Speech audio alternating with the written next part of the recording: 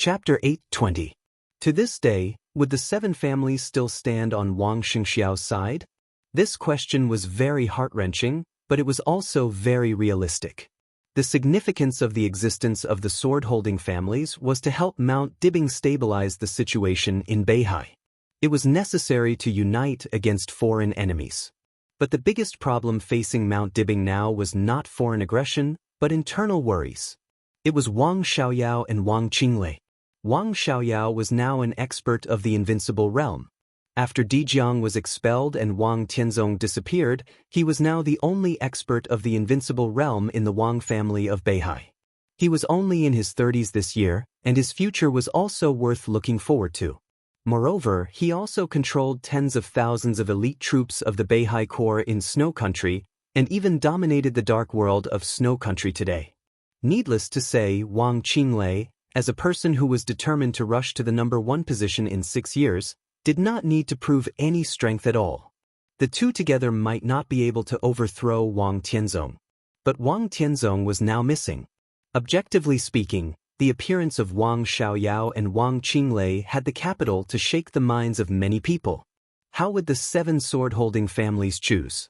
Huangfu Renjie was one of the high-level members of the Huangfu family.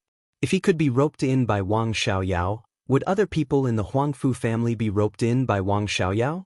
And how many people in other families had Wang Xiaoyao roped in? Wang Xianxia was silent. The enchantress trembled slightly for a moment. Thinking of a possibility, she suddenly shuddered, and then her whole body exuded an even colder killing intent. Nurturing a tiger invites disaster. At this time, no one could be sure what Wang Xiaoyao, who had been unguarded for so many years, had done in secret, and what a terrifying team he had cultivated. Although this possibility was very small, no one could deny that Wang Xiaoyao might have roped in a part of the power that was enough to compete with Mount Dibing. Make an appointment with the patriarch of the Huangfu family for me. Wang Xianxia was silent for a long time, and then said faintly, "I will wait for him for lunch today." Patriarch. Lu Shuanghua wanted to say something but stopped on second thought. "It's okay." Wang Xianxiao smiled and said, "The patriarchs of the 7 sword-holding families can still be trusted at this stage. My father has not died yet. Even if some people don't know the situation, these patriarchs should always know that not all gambles can be won." Lu Shuanghua hesitated for a moment before nodding. "I'll arrange it right away." Wang Xianxiao nodded, looked at him, smiled, and said softly, "The work efficiency of Jiangnan Road is good. Huangfu Renjie needs to be taken care of. As for the specific measures, I will discuss it with clan leader Huangfu. I'll let you know after we talk." "All right." Lu Shuanghua agreed without hesitation. "Are there enough people? If it's not enough, I can send you more people." Wang Xianxiao casually asked. "I'm still too busy for the time being. However, regarding the matters of the battle, I'll need the patriarch's help." Lu Shuanghua said. Wang Xianxiao thought for a moment and said, "I'll arrange for someone to fight. In addition, I'll adjust your authority later. North of Kenglin, the authority of the members of Jiangnan society will be raised by 1 level." He reached out and pressed his hand on Lu Shuanghua's shoulder. He leaned forward slightly and said with a serious look in his eyes, "No matter what, dig them out." Lu Shuanghua took a deep breath and nodded solemnly. Wang Xianxiao still wanted to say something, but his phone suddenly rang. He took out his phone and answered it. A respectful voice sounded on the phone. "Your Highness, Mr. Lin said he's leaving." Wang Xianxiao was stunned and said, "I'll be there right away." Lin Fengting had been here for 3 days without finding anything. According to his character, he naturally wouldn't stay long. "Clan leader, if there's nothing else, I'll go back to Qiushui. I'll go with Huangfu Renjie myself," Lu Shuanghua said. Wang Xianxiao walked down the stage of formidable person with him and shook hands with him. "Thank you." Lu Shuanghua said no more. He came and left in a hurry. Wang Xianxiao didn't turn around until his figure completely disappeared and walked to Lin Fengting's palace.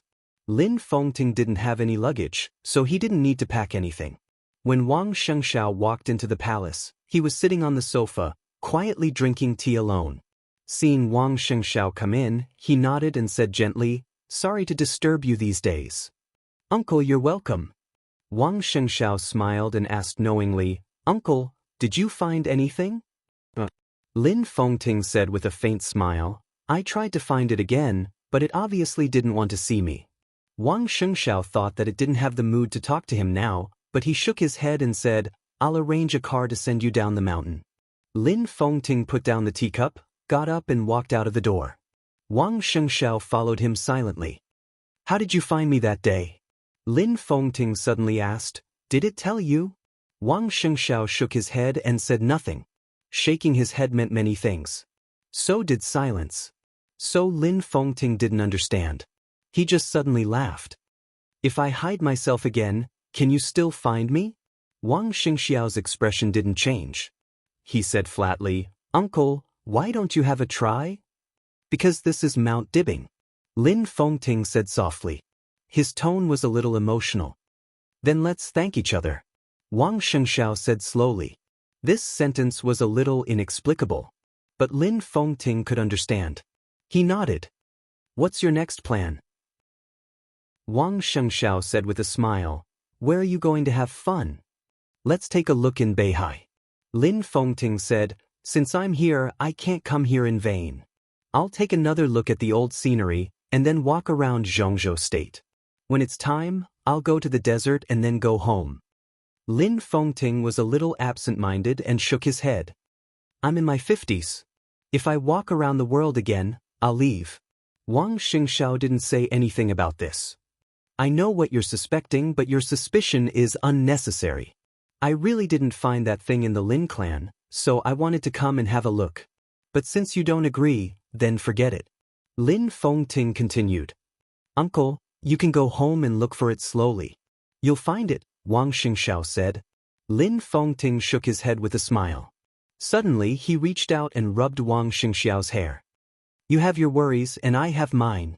Forget it, I don't care. I won't see you. Wang Xianxia laughed. Carefree is the greatest freedom. Lin Fengting nodded. A black car appeared in the distance. Before the car arrived, he took a deep look at Wang Xianxia and said slowly, I don't know if I'm overthinking it. You gave the coldness of 9 states to Tunlun. I'm afraid you didn't have good intentions from the beginning, did you? Are you plotting against Xianyuan Feng and the 13th floor? Wang Xianxiao's eyes were calm. He said quietly, It was Tianlan's idea to give me the coldness of 9 states. This was our deal and I fulfilled the contract. What he said was the truth. It sounded like it. In fact, he didn't say anything when he thought about it carefully. It was a complete nonsense. Lin Fengting smiled. It sounds like it's true. I also hope that it's that simple. But if it's really like what I said. The car stopped beside him. He paused and said slowly, I don't agree with this. If there is such a day, Tianlan and I will wait for you in Ware Free Villa, or you will wait for us on Mount Dibbing. Chapter 8:21. It was early autumn again. It was the rain of early autumn again. The slightly messy rain fell on the streets and alleys of the city, falling on the neon lights lit in the evening, bringing a dense mist. The rain was lazy and casual. The traffic was moving and stopping at the red light, leisurely and quiet. Downstairs, the people who got off work held umbrellas and walked on the rain-soaked stone road, laughing and talking. Young couples walked hand in hand to the nearby snack street, and colleagues discussed what movies to watch after dinner. In front of the small supermarket across the street, the owner of the supermarket held a cigarette and chatted casually with his neighbors in the rain. The students who had just finished school ran across the sidewalk laughing and getting farther and farther away. Qingzhou had always been a leisurely and almost undisciplined city. The extremely slow pace of life allowed everyone living here to integrate into the city, unlike Yuzhou or Huading. There were tens of millions of people in the vast sea of people, and most of them were passers-by in the city. Simple, leisurely, contented, and carefree. After a day's work, before leaving, she always liked to stand in front of the window and look at the scenery outside. Every time she saw it, she would always think of what her father had said to her and her brother. Being carefree was the greatest freedom. She didn't understand it back then, and she still didn't understand it now. But she gradually fell in love with the current life, the current city, and the current job. It was raining outside the window. Cheerful footsteps rang in the corridor outside the office. She was in a good mood. After drinking the coffee in the cup, she rinsed the coffee cup and was cleaning up the office when there was a knock on the door. She said, "Come in," in a soft and pleasant voice. Several young girls who had just started working came in with a smile. "Manager, do you have time in the evening? My relative opened a restaurant. It's very clean and tastes good. I'd like to invite you to have a try." The leading girl said with a chuckle, and her eyes were very intimate. She smiled apologetically and shook her head. "Not today." "Where's the restaurant?" "Tomorrow is the weekend. Let's go at noon. How about I treat you?" "I see. Well, I wanted to invite you to watch a movie with me. There's a new movie that's very good recently." The girl was a little regretful. They liked this manager very much. She was very beautiful, not just any kind of beauty, but the kind of beauty that even people of the same sex couldn't have the slightest bit of jealousy. Such beauty didn't have any aggressiveness. Gentle, generous, and demure, everyone in the company liked this easygoing administrative manager. Compared with the timid male colleagues, most of the women in the company liked to chat with her. Some girls who had just graduated from school in the same department even unconsciously imitated her every word and action. "Maybe next time. I really have something this time." She smiled gently and picked up the small lady's handbag on the table. A low-end lady's handbag that cost 100 or 200 yuan looked a little old, but in her hands, it didn't look cheap at all. "All right." The girls pouted and then laughed. "Manager, we're leaving. Let's watch a movie together next time." "What movie?" A voice came from outside the office. She was stunned, then smiled and said, "President He." The girls lowered their voices. "Hello, President He." Dressed in a business suit with her long hair tied up, He Shui walked in and smiled. "Are there any good movies recently?" Next, during the shift, the president of the Su Sui group looked much softer, but facing the boss, the girls in the administrative department were still a little nervous. There's one. It's a sci-fi movie. It's very good." He Shui nodded and didn't say anything else. The girls stuck out their tongues, secretly waved at the manager in the office, and rushed out. "Look, you scared them all." Standing in the office, she tilted her head and chuckled. "Well, I'm very approachable today, okay?" He Shui frowned and waved his hand.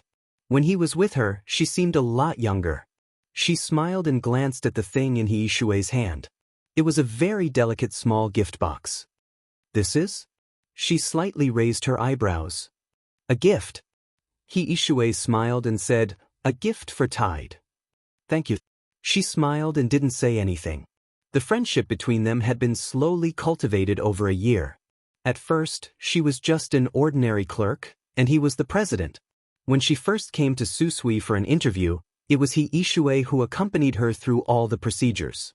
On the first day of work, it was He Shui who brought her to the company. Then, she was transferred to the administrative department, deputy manager, and they became friends, or even best friends. She once asked He Shui why he treated her so well. And He Shui's answer was absolutely convincing. Because of her looks. She often thought that the gradual recovery of her mood might be mostly because of Tide, and a small part of it might be because of this best friend in front of her, who was like a sister and a little sister at the same time. She reached out to take the gift. However, He Shui hid the gift behind his back. "No, this isn't a gift for you. This is for little Tide. Gifts have to be given personally to show sincerity. Let's go freeload. I want to go to your house to freeload." She glared at him and waved the small bag in her hand. "Then let's go. What do you want for dinner?" "I have food in my car." "Let's go in my car. I won't go back tonight." He Shui followed beside her, his voice very lively because of the joy. She let out a nonchalant "It's still the same thing as last time." The two of them got into He Shui's car. He Shui started the car and said with a smile, "Miss Li Mutong, I'm once again inviting you to move to a new house. It's great that you move in with us. My house is very big, and my parents are very welcoming of you. You can go to work during the day, and little Tide can be left at home. There will be someone to take care of her. I have a big family, and I don't need a pair of chopsticks. No need. Li Mutong shook her head. It's too troublesome.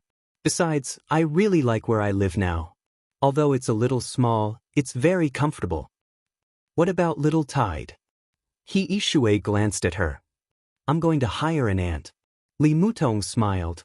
There was a warm and dazzling glow on her young and beautiful face. An ant can take care of little Tide during the day. I've installed a surveillance camera. She's a very good person, and she treats little Tide very well. I'm very relieved. I'm really defeated by you. How can an outsider take care of his own people better than an outsider? Li Mutong still shook her head and insisted. An ant is a professional. He Ishui sighed and stopped the topic. There was a moment of silence in the car. Oh right. He Ishui suddenly said, do you have any plans for the National Day holiday? Li Mutong thought for a moment. I'll just stay at home and accompany Tide. Isn't that good? What era are we in? He Ishui shook his head. We should go out for a walk. We're in Zhejiang, right? I wanted to go a few years ago, but I didn't have the chance. Usually, when I visit my clients, I'm always in a hurry, so I haven't had the chance to have a good look. Let's go together. Li Mutong shook her head, and her eyes were in a trance. She said absent-mindedly, I still like Qingzhou. Besides, Tide is still young. It's not suitable for her to go out. He Shui thought about it seriously and said softly, that's true. Children are troublesome, but they are also very cute. Sometimes I envy you, but, she shook her head. Let me be little Tide's godmother. You don't even have a child yourself. Li Mutong laughed. What's wrong with that? He Shui shook her head, and her face dimmed for a moment. She was already 34 years old this year. She had a failed marriage, but she did not have a child. She used to think that she did not like children, but since she met little Tide, she had changed her mind unconsciously. The black Audi shuttled through the autumn rain, and finally drove into an ordinary residential area in Qingzhou. He Ishui and Li Mutong were busy moving the food from the trunk into the car. In the house that was less than 100 square meters, a kind-looking aunt who looked about 50 years old was slowly walking in the living room with a small baby in her arms. When she saw Li Mutong, she smiled and nodded. Tai just woke up from wetting the bed. She didn't have time to wash up. Let's put her to sleep first. Let me do it. Li Mutong changed her clothes, washed her hands, and carefully held the baby in her arms. The little baby opened his eyes and wrapped one of his fingers. When he saw his mother, he grinned. At this moment, Li Mutong's heart seemed to have completely melted, and she looked even more gentle. She took out the baby's finger, unbuttoned her pajamas with one hand, and fed the baby naturally. He Ishui stayed by Li Mutong's side and carefully touched the baby's face with her finger. She said softly, so beautiful. When she grows up, she will definitely be as charming as you. Li Mutong rolled her eyes at He Ishui and did not say anything. He Ishui looked at the scene quietly, and her eyes were a little complicated. When she first interviewed Li Mutong, she had asked her if she had a boyfriend and if she was married. Li Mutong said that she was not married and she did not have a boyfriend. She thought that she was pregnant at that time, but she did not know it. The baby was born about 3 months ago. The girl's name was Li Chaoshi. He Shui also asked her who the father of the baby was, but she did not get an answer. Every time she mentioned the father, Li Mutong would remain silent. At that time, her red lips would be tightly pursed, and she looked a little stubborn, a little wronged, a little confused, but most of all, she was strong. She did not mention her family, and she did not mention the father of the baby. He Shui had many guesses. Maybe she had a complete fallout with her family because of that bastard man? Or that bastard man dumped Li Mutong and found someone else? But what kind of man would abandon a girl like Li Mutong? Was he blind? Was he her university classmate? Or was Li Mutong cheated? There was no answer, because she had never said anything. He Shui looked at her best friend who was lowering her head to feed the baby. She gritted her teeth and thought to herself, don't let me know who the father of that bastard man is, or I will teach him a lesson. Chapter 8:22. It was snowing in Eastern Europe. The night was long, and it was snowing heavily. Jiang Shangyu liked rain and didn't like snow. It could even be said that he hated snowflakes very much. He didn't like the snow covering the sky and the earth, the cold, and the darkness. Coincidentally, the things he didn't like were all in Eastern Europe. And he was in Eastern Europe now. Autumn gradually passed, and Reki City had entered the everlasting night.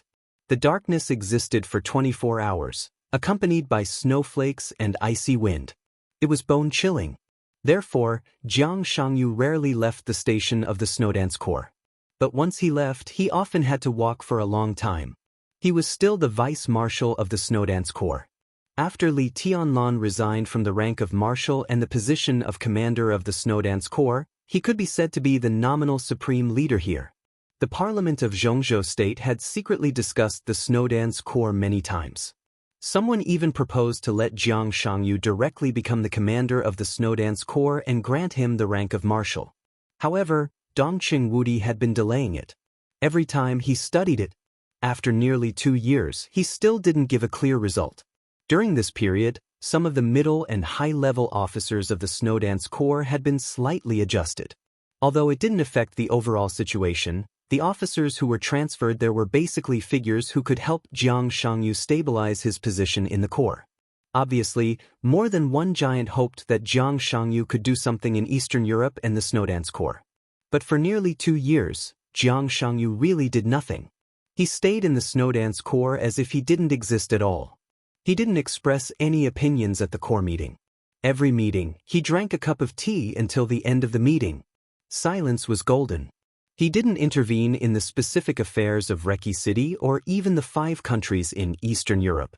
Since the chaos in Eastern Europe, for nearly 2 years, the relationship between the giants of the giant group and the 5 countries in Eastern Europe had become closer. With the full cooperation of the Flourishing Age Fund, Emperor Dong's palace had completed the shareholding of the giants of the 5 countries in Eastern Europe during this period. Xianyuan City was developing rapidly, and Emperor Dong's palace had begun to take root here quickly. Almost every day, a large amount of money gathered toward Emperor Dong's palace. Jiang Shangyu had been watching silently, keeping his composure and never expressing any opinions. Within the Corps, as Jiang Shangyu's secretary, Lu Dongyang increasingly couldn't understand what Jiang Shangyu was doing. He could be said to be the closest person to Jiang Shangyu in the entire Corps. But after getting along with him for more than a year, he had never understood what Jiang Shangyu was thinking. He wasn't pretending. He really didn't care about everything in Eastern Europe, or rather, he didn't care about it at all. Scramble for power? Attack Li Tianlan's team? Become the parliament's bargaining chip in exchange for more support? He really didn't think about it, or rather, he didn't care. Every once in a while, Jiang Shangyu would leave the army station. Asking for leave was symbolic. Every time Dongqing Wudi approved the documents for leave, it was as timely as sending a text message. Jiang Shangyu really hated the cold and night here, so every time he left, he would look better after coming back. As a major officer of Zhongzhou State, after Lu Dongyang came to the Snowdance Corps, he had no other feeling of being close to a big shot except for the promotion of his military rank.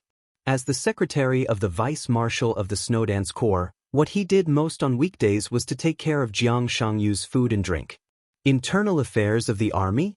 The officers of the legion controlled by Dongqing Wudi and Li Tianlan did not take Jiang Shangyu seriously. Jiang Shangyu didn't take them seriously. Therefore, Lu Dongyang, who was stuck in the middle, became more and more confused. Intensive knocking sounds kept ringing in the office of the vice-marshal of the Snowdance Corps. When Lu Dongyang walked into the conference room with the documents, Jiang Shangyu was staring intently at the screen in front of him, which was originally used for the meeting, and the controller in his hand was clicking. The little man on the screen killed one monster after another with sharp movements. His movements were smooth and pleasing to the eye. Jiang Shangyu was humming happily and playing games. He didn't notice that there was one more person in the office. General. Lu Dongyang felt a little uncomfortable. Every time he saw his immediate boss abandon himself, he felt even more uncomfortable. Ah, Dongyang is here. Let's do it. There's a controller next to him. Let's play together. Let me tell you, I defeated the boss of the last level. I studied it all night last night. It was comfortable. Watch me perform this level. If asterisk CK.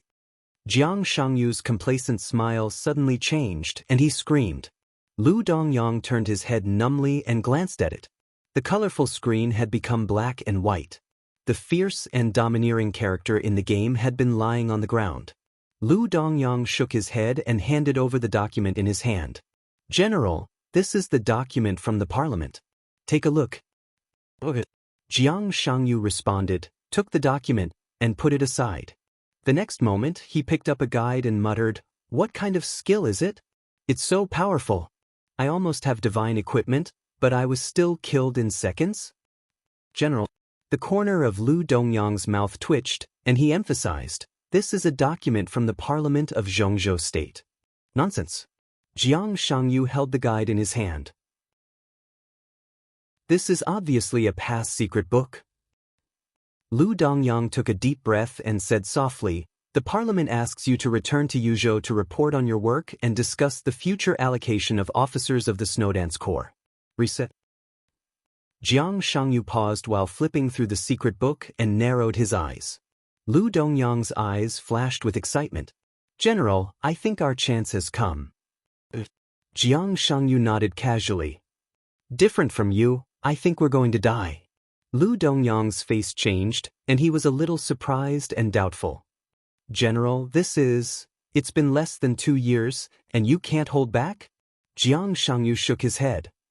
"The parliament is powerful, but no matter what, it can't go too far. Isn't Beihai busy enough? Do you want to get Emperor Dong's palace involved again?" He turned off the game, turned on the TV, and adjusted the playback of the news broadcast of Zhongzhou State. On the news, on different occasions, Li Huaqing and Chen Fangqing spoke at the same time, in unison, emphasizing the importance of unity and the local parliament to maintain a high degree of consistency with the parliament of Zhongzhou State. Their words were full of mystery. Jiang Shangyu pointed to the TV. "Look at their faces." Lu Dongyang was a little stunned. "Move against Beihai." In the beginning, it was just moving against Beihai. Now the spearhead has pointed directly at Mount Dibing. Beihai is the bottom line of the Wang family of Beihai, and Mount Dibing is their lifeline. But it's nothing. Zhongzhou State has the right to do so. What about here? Let me go back to Yuzhou to report on my work and study personnel? What is this place? The reason why Shenyuan City can develop so fast in Tiannan is that the capital here is crucial, or even the most important thing. This is Li Tianlan's lifeline. I really can't figure it out. They have one foot on the bottom line of Beihai and the other on Li Tianlan. Do they really think they can trample these two forces to death? If they can't be trampled to death, the next step is to rebound. He pointed to the TV screen. These two, I can only see greed on their faces. I can be sure that at least one of them has a psychological problem. On the surface, the parliament occupies the highest point of the overall interests of Zhongzhou State. But Li Tianlan, Mount Dibing, the Southeast Group and the Giant Group, are they really weaker than the Academy and the Prince Group? Li Tianlan can destroy the Qi family for Shenyuan City. Are they not sober enough to instigate me to stand out? He looked at the news on the screen and tooted. Who the hell is it? Do they think I have a long life? Dong Yang. He glanced at the secretary beside him and smiled. You've worked hard during this period, but you should work harder next. He touched his face. In the cold air, his face was abnormally pale. I'm not feeling well. Send a document to the army headquarters in my name. I'll apply for a vacation. It'll take about 2 years. That's all. Chapter 823. The Army Ministry of Yuzhou. In the office of the executive minister, Dongqing Wudi frowned slightly. He looked thoughtfully at the facts on the table and then at Jiang Shangyu on the screen in front of him. His eyes were a little playful. Jiang Shangyu sat quietly on the sofa and looked straight into Dongqing Wudi's eyes with a smile. At this moment, he was not as decadent and happy as when he played games, nor was he as gentle and casual as when he was at the army meeting. He just smiled quietly. There was nothing in his smile, but it seemed to contain everything. Dongqing Wudi couldn't tell what he was thinking at all. Unfathomable. Although he was reluctant to use this word to describe a young man, this was the feeling Jiang Shangyu gave him at this moment. This feeling was subtle. Dongqing Wudi felt a little familiar. It was just like when he saw Qin Weibai for the first time. Qin Weibai's eyes were deep, cold, and indifferent. She was high and mighty, but it also contained deep affection and persistence like the surging waves. Jiang Shangyu, on the other hand, was only deep, like an abyss, dark and bottomless. Dongqing Wudi took a light breath and knocked on the facts on the table. He said in a deep voice, "Vice Marshal Jiang, are you going to resign?" "No, I'm just asking for a vacation." Jiang Shangyu said calmly, with a very proper and polite posture, "I hope the minister can approve it." 2 years of vacation? Dongqing Wudi asked again. Of course, he had to approve it. In fact, Jiang Shangyu's appointment as the vice marshal of the Snowdance Corps had always been a thorn in the heart of the giant group. Today's giant group was going all out to absorb the blood of the 5 Eastern European countries. This was the country that Li Tianlan had fought for. The huge interests in it were also the greatest confidence for Dongqing Wudi to promote Li Tianlan and stabilize his position within the giant group. But there was Jiang Shangyu in the 5 Eastern European countries. Dongqing Wudi couldn't tolerate it at all, but there was no good way for the time being. Fortunately, Jiang Shangyu was very sensible and almost never intervened in the food of the army. But even so, Dongqing Wudi still could not rest assured. Li Tianlan had decided to cooperate with the Wang family of Beihai. In today's Zhongzhou state, if he really wanted to find a person who could barely balance Li Tianlan, Jiang Shangyu was undoubtedly the only candidate. Dongqing Wudi could fully imagine what the parliament would do when Li Tianlan completely joined forces with the Wang family of Beihai. Compared with attacking Shenyuan City, it was undoubtedly more effective to directly attack the 5 countries in Eastern Europe. And at that time, Jiang Shangyu would also become the most heavyweight chess piece, even within the parliament of Zhongzhou state. There were already rumors that Jiang Shangyu would be promoted to Marshal of Zhongzhou state as an exception. It was impossible that Jiang Shangyu didn't know this. But at such a critical moment, Jiang Shangyu actually wanted to take a vacation. What was the difference between taking 2 years of leave and resigning? Dongqing Wudi could almost see the disappointed faces of Li Huaqing and Qin Fangqing. But for Dongqing Wudi, this was undoubtedly the most satisfactory result. He will certainly approve it. But he had to ask for the reason. Now Jiang Shangyu was a lieutenant general of Zhongzhou state. Even if he did not serve in the Snowdance Corps, he was still a lieutenant general of Zhongzhou state. The army headquarters must give such a person the necessary care. Because of my health. Jiang Shangyu nodded and whispered, "I've always been in poor health, and the climate in Eastern Europe is too bad. It's not suitable for me to cultivate." "You should understand." Dongqing Wudi narrowed his eyes. "I need a report. Why are you in poor health? If he was injured, where did he get injured?" "I understand." Jiang Shangyu laughed. This sentence was very interesting. It didn't matter why he was in poor health or where he got injured. Maybe the army headquarters would investigate it in the future, but at this stage it didn't matter. What mattered was that Dongqing Wudi needed a report. The content of the report didn't matter, as long as Dongqing Wudi believed it. At this time, even if Jiang Shangyu wrote in the report that his injury was caused by self-mutilation, Dongqing Wudi could believe it. "The detailed report will be sent to Yuzhou by tonight," Jiang Shangyu said slowly. Dongqing Wudi nodded and said, My secretary, Comrade Dongyang, is very good. Minister, I haven't been in the Snowdance Corps for a long time, but there are always a few people. I find that they are buried. They are completely suitable for a higher position and are qualified to take on more responsibilities." Jiang Shangyu suddenly said. Dongqing Wudi was stunned. He sat in the chair and didn't speak. Jiang Shangyu. Was he going to take a step back? Dongqing Wudi's eyes flickered. There was no doubt that the list Jiang Shangyu said next was the condition for him to take a step back. 2 years of leave. This was almost equivalent to resignation in disguise. He gave up the position of Vice Marshal of the Snowdance Corps in exchange for the promotion of a group of people. It could be foreseen that these people would also be in the Snowdance Corps for a long time. When they left the Snowdance Corps, their military ranks would definitely be raised by one level. At that time, these people would be Jiang Shangyu's team. Farsighted? Dong Qingwudi preferred to regard this kind of plan as calmness. Jiang Shangyu was really calm. Wang Shengxiao became the patriarch of the Wang family of Beihai and played with Zhongzhou state. Li Tianlan became the palace lord of Emperor Dong's palace and occupied Tianan. As a figure who was almost as famous as them, Jiang Shangyu's mentality was not unbalanced at all. He just made his own plan with peace of mind. He was not shocked by honor or disgrace, and calmly built his own force. 3,000 realms? Dong Qingwudi suddenly asked.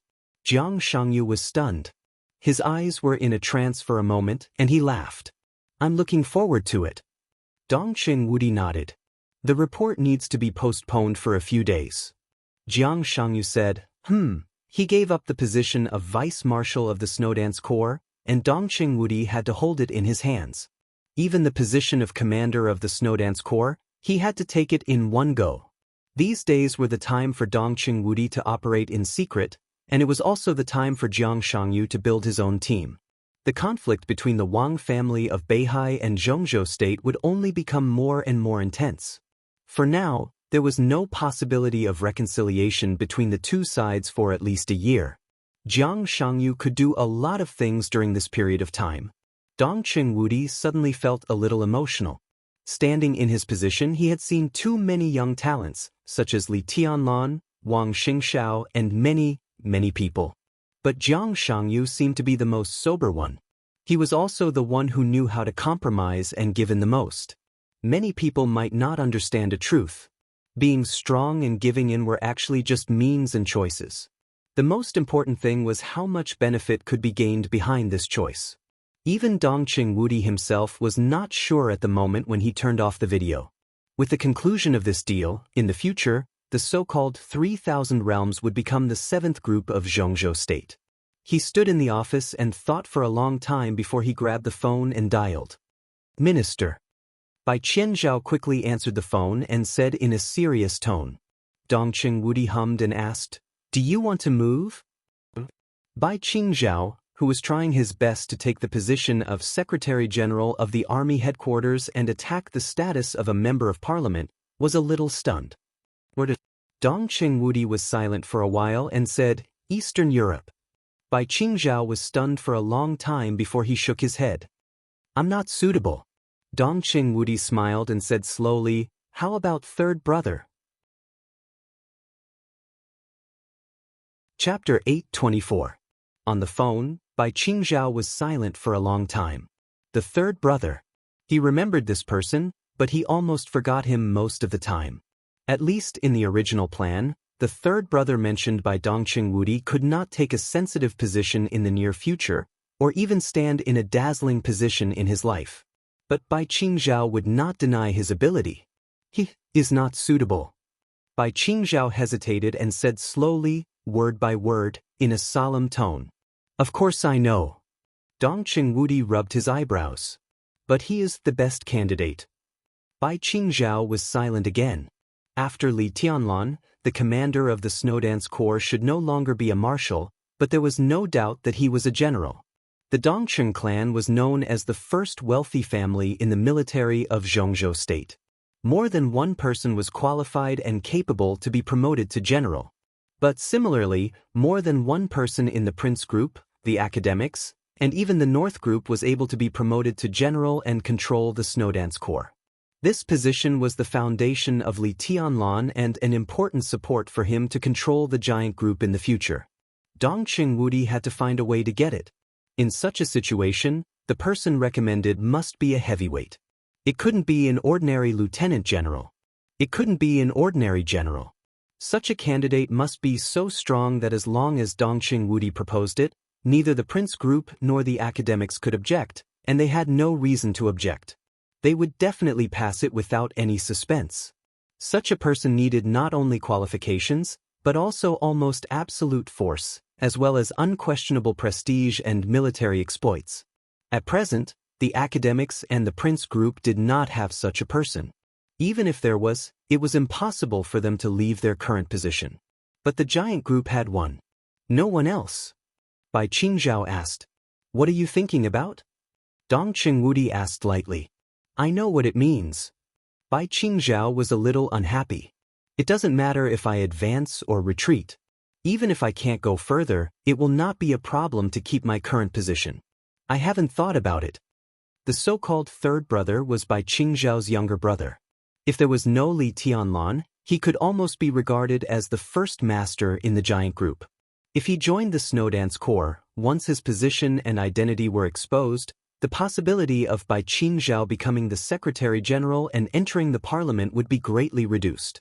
However, that was not what Bai Qingzhao was thinking about.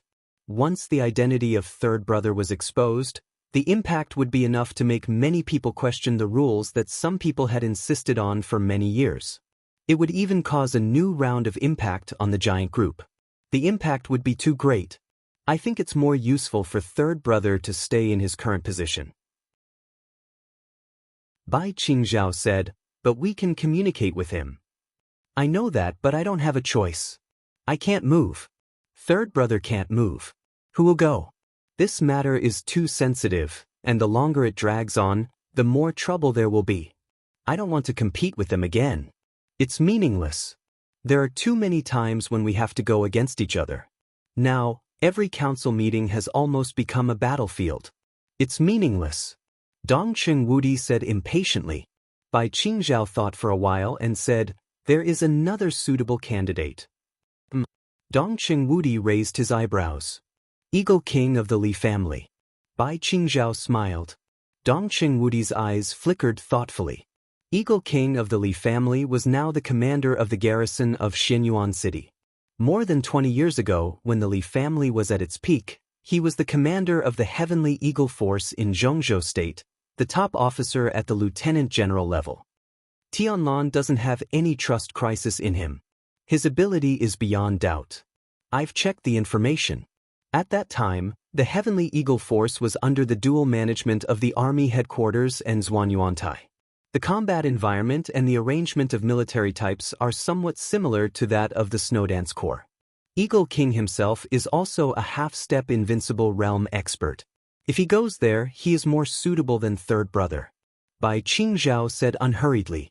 Dong Qingwudi took a deep breath and said attentively, Eagle King is good, but I'm afraid that the council won't approve it.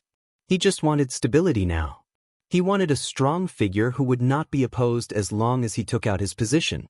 From the point of view of the appointment, third brother was undoubtedly the most stable. There would be no problem with him. He would definitely approve the appointment 100% or even 120%. And Eagle King, what are you afraid of? Bai Qingzhao sneered. Tianlan is still in prison, and he hasn't made it clear that he wants to cooperate with the Wang family of Beihai. Eastern Europe is Tianlan's territory. Now that Eagle King is going there, why should they object? Dong Qingwudi nodded and then shook his head. Appointing Eagle King as the commander of the Snowdance Corps, there was at least a 70% to 80% chance of success.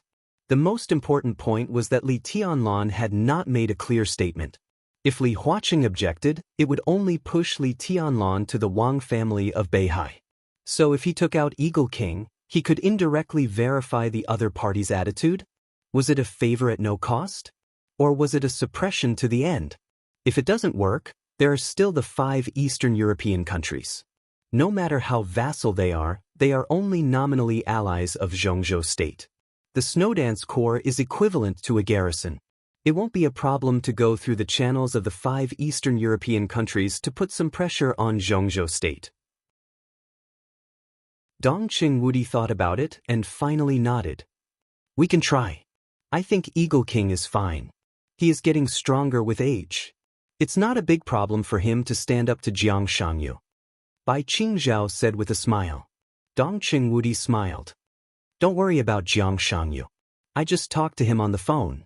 He said that he was in poor health and couldn't adapt to the environment in Eastern Europe. He planned to take a 2-year vacation. I'm ready to approve it. Bai Qingzhao was stunned. He had never thought that Jiang Shangyu would resign. Although Jiang Shangyu had not done anything in Eastern Europe, that place was too important after all. The giant group had never let down its guard against Jiang Shangyu. In more than a year, there had been very few personnel transfers in the Snowdance Corps, which had something to do with the existence of Jiang Shangyu. As one of the most eye-catching young people in Zhongzhou State today, even if Jiang Shangyu was not as dazzling as Li Tianlan and Wang Xingxiao, his evaluation in the outside world had gradually surpassed Gu Hanshan. When it came to him, not to mention that the giant group was on guard, even the parliament of Zhongzhou State might not be completely at ease with him. And now he had resigned? What are his conditions? Bai Qingzhao asked. He wants to promote a group of people who belong to him in the Snowdance Corps. This person is thoughtful and doesn't care about the gains and losses of the Snowdance Corps. I'm afraid he wants to form his own team. Dongqing Wudi shook his head. Anyway, at least for now, it's a good thing. Bai Qingzhao said yes and hung up the phone. Dongqing Wudi picked up Jiang Shangyu's vacation report again. After thinking about it, he sent it to the desert prison. In the desert prison, Qin Weibai, who got the facts as soon as possible, read the vacation report word by word. She put the report on the table, narrowed her bright and dreamy eyes, and murmured, "Is it going to start?" Chapter 825. Jiang Shangyu's leave report caused an unimaginable uproar in the entire upper echelon of Zhongzhou State. Jiang Shangyu's status alone might not be so important. But the most important thing was that for many people, it was a very critical signal. It took less than 3 days for Jiang Shangyu's second report to be submitted to the military headquarters again. The report was personally drafted by him and explained in detail the reason why he needed to take a leave, his physical condition, and the reasons that led to this condition. It was reasonable and evidence-based. If one only looked at the report, one would not find any logical flaws. Dongqing Wudi was very satisfied with this. This was indeed a watertight person. Once this report was handed in, as long as Jiang Shangyu insisted on leaving, there was no reason for the parliament to disagree. Dongqing Wudi kept the report for about half a month. In the process of many secret operations, Jiang Shangyu was unexpectedly a little anxious. He seemed to be fed up with the cold weather and long darkness in Eastern Europe. He didn't want to stay in Eastern Europe for a moment. He contacted Dongqing Wudi several times in a row, hoping that the parliament and the army headquarters could approve his report as soon as possible. For nearly a month, Dongqing Wudi communicated with several important figures of the Southeast Group many times and flew to Tiannan in person. Just after the Mid-Autumn Festival, Dongqing Wudi finally signed his name on the report. The report that had been in his office for more than a month was directly passed from the army headquarters to the Hidden Dragon Sea. It was the beginning of the month. It was the perfect time to hold a parliamentary discussion. The Hidden Dragon Sea held a parliamentary meeting as soon as it received the leave report. It was not only because of Jiang Shangyu's long leave that people thought he was crazy. It was also because of Eastern Europe. Because of the significance of Eastern Europe to Li Tianlan and the giant group. At the meeting, Li Huaqing personally contacted Jiang Shangyu, who was in Eastern Europe, and asked him in detail about the reason for his leave, as if he had never seen the report. Jiang Shangyu's answer was highly consistent with the report. His tone was sincere and his attitude was very firm. Li Huaqing encouraged Jiang Shangyu, but there was undisguised disappointment in his subtle expression. The position of commander of the Snowdance Corps had been vacant for more than a year, and the biggest reason was because of Jiang Shangyu. The parliament intended to let Jiang Shangyu be promoted to army commander, but the giant group had always strongly opposed it. Moreover, Jiang Shangyu had a deep mind. Li Huaqing inevitably hesitated and did not insist on this appointment. In fact, Wang Xingxiao had a clear position first, and Li Tianlan had an ambiguous attitude. When facing Jiang Shangyu, both Li Huaqing and Chen Fangqing had some concerns. For them, the perfect result was that Jiang Shangyu would not join the army. He held the position of commander-in-chief, but he stayed in Eastern Europe as a vice-marshal. His laziness was very much in line with their wishes. Laziness did not compete for power, but it did not mean that his existence was not a deterrent. With Jiang Shangyu's ability, as long as he stayed in the Snowdance Corps, even if he did nothing, Li Tianlan and the giant group would not be completely at ease. At that time, as long as they could get closer to Jiang Shangyu, they would have more bargaining chips when facing Li Tianlan. The balance was almost perfect. However, Jiang Shangyu took the initiative to break the balance. 2 years. Dongqing Wudi was ecstatic. Li Huaqing was extremely disappointed. For the time being, he did not understand what this leave meant. But even if it did not mean that Jiang Shangyu was close to the giant group, at least it proved that Jiang Shangyu officially and completely withdrew from the game between the parliament and Beihai, and refused to be a pawn of the Zhongzhou state parliament. He was far away in Eastern Europe, which seemed not to be the key, but his position determined whether Li Tianlan could really have the final say in the giant group in the future. In fact, when many people were staring at this game, they were also silently watching Jiang Shangyu, wanting to see what he could do. Then, people saw his resignation. This kind of signal was so obvious. Li Huaqing could imagine that when the news spread out, some forces who decided to unite with the Zhongzhou state parliament after many hesitations would definitely have a change of heart. He was afraid that more people would also withdraw from this game under the influence of Jiang Shangyu's resignation. And they also had to spend more energy to integrate their camp and unite all forces to launch a general attack on the Wang family of Beihai. But all of this took time. There was less than a year before next year's election, and the so-called consideration on Li Tianlan's side could not be delayed for too long. What they lacked most now was time. Jiang Shangyu's action could be said to have disrupted their plan to a certain extent. Beihai province. When would the chaos they had been looking forward to break out? Li Huaqing was a little irritable. This kind of irritation even showed up at the meeting. And Dongqing Wudi proposed the new commander of the Snowdance Corps at the first moment when his mind was wavering. The former commander of the Heavenly Eagle Force in Zhongzhou State. The Heavenly Eagle of the Li family. Yang Peng. There was no preparation in advance. Dongqing Wudi naturally proposed this candidate, which was a surprise attack. But no one objected. And no one agreed. There was a very strange silence in the conference room. In Jiang.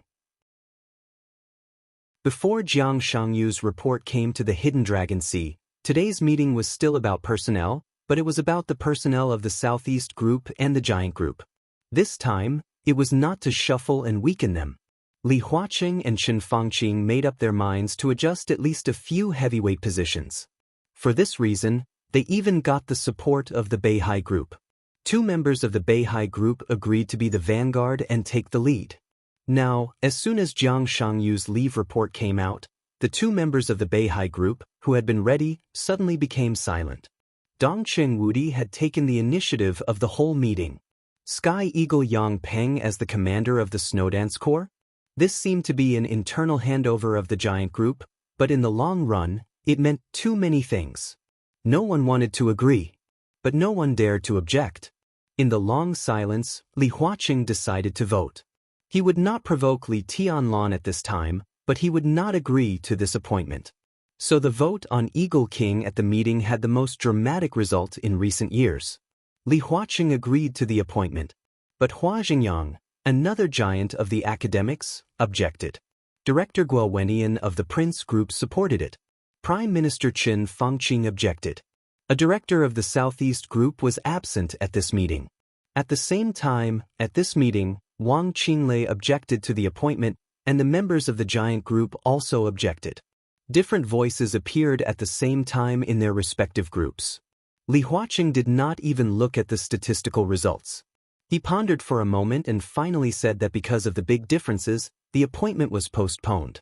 After temporarily putting this matter aside, Li Huaqing did not discuss other personnel issues but chose to dismiss the meeting directly. The news of Jiang Shangyu's resignation had spread throughout Zhongzhou State that day. The violent shock lasted for nearly half a month. Li Huaqing and Qin Fangqing left Yuzhou together again and went to different provinces in Zhongzhou State for inspection. The continuous inspection lasted for more than a month. Under the watchful eyes of countless people, on the second day after the 2 giants returned to Yuzhou, the relatively clear news finally came out. The news did not come from the Hidden Dragon Sea. It came from the Ministry of Foreign Affairs. The Ministry of Foreign Affairs made it clear that Wang Qinglei, a member of the Parliament of Zhongzhou State and the Speaker of Wuxia Province, would visit the 3 European countries in the near future. England, and Italos. Autumn was coming to an end. Winter was coming. Chapter 8:26. The early winter brought with it the first snow. The winter in Beihai was extremely cold. Wang Xianxia, who had already put on his coat, stood on the stage of formidable person.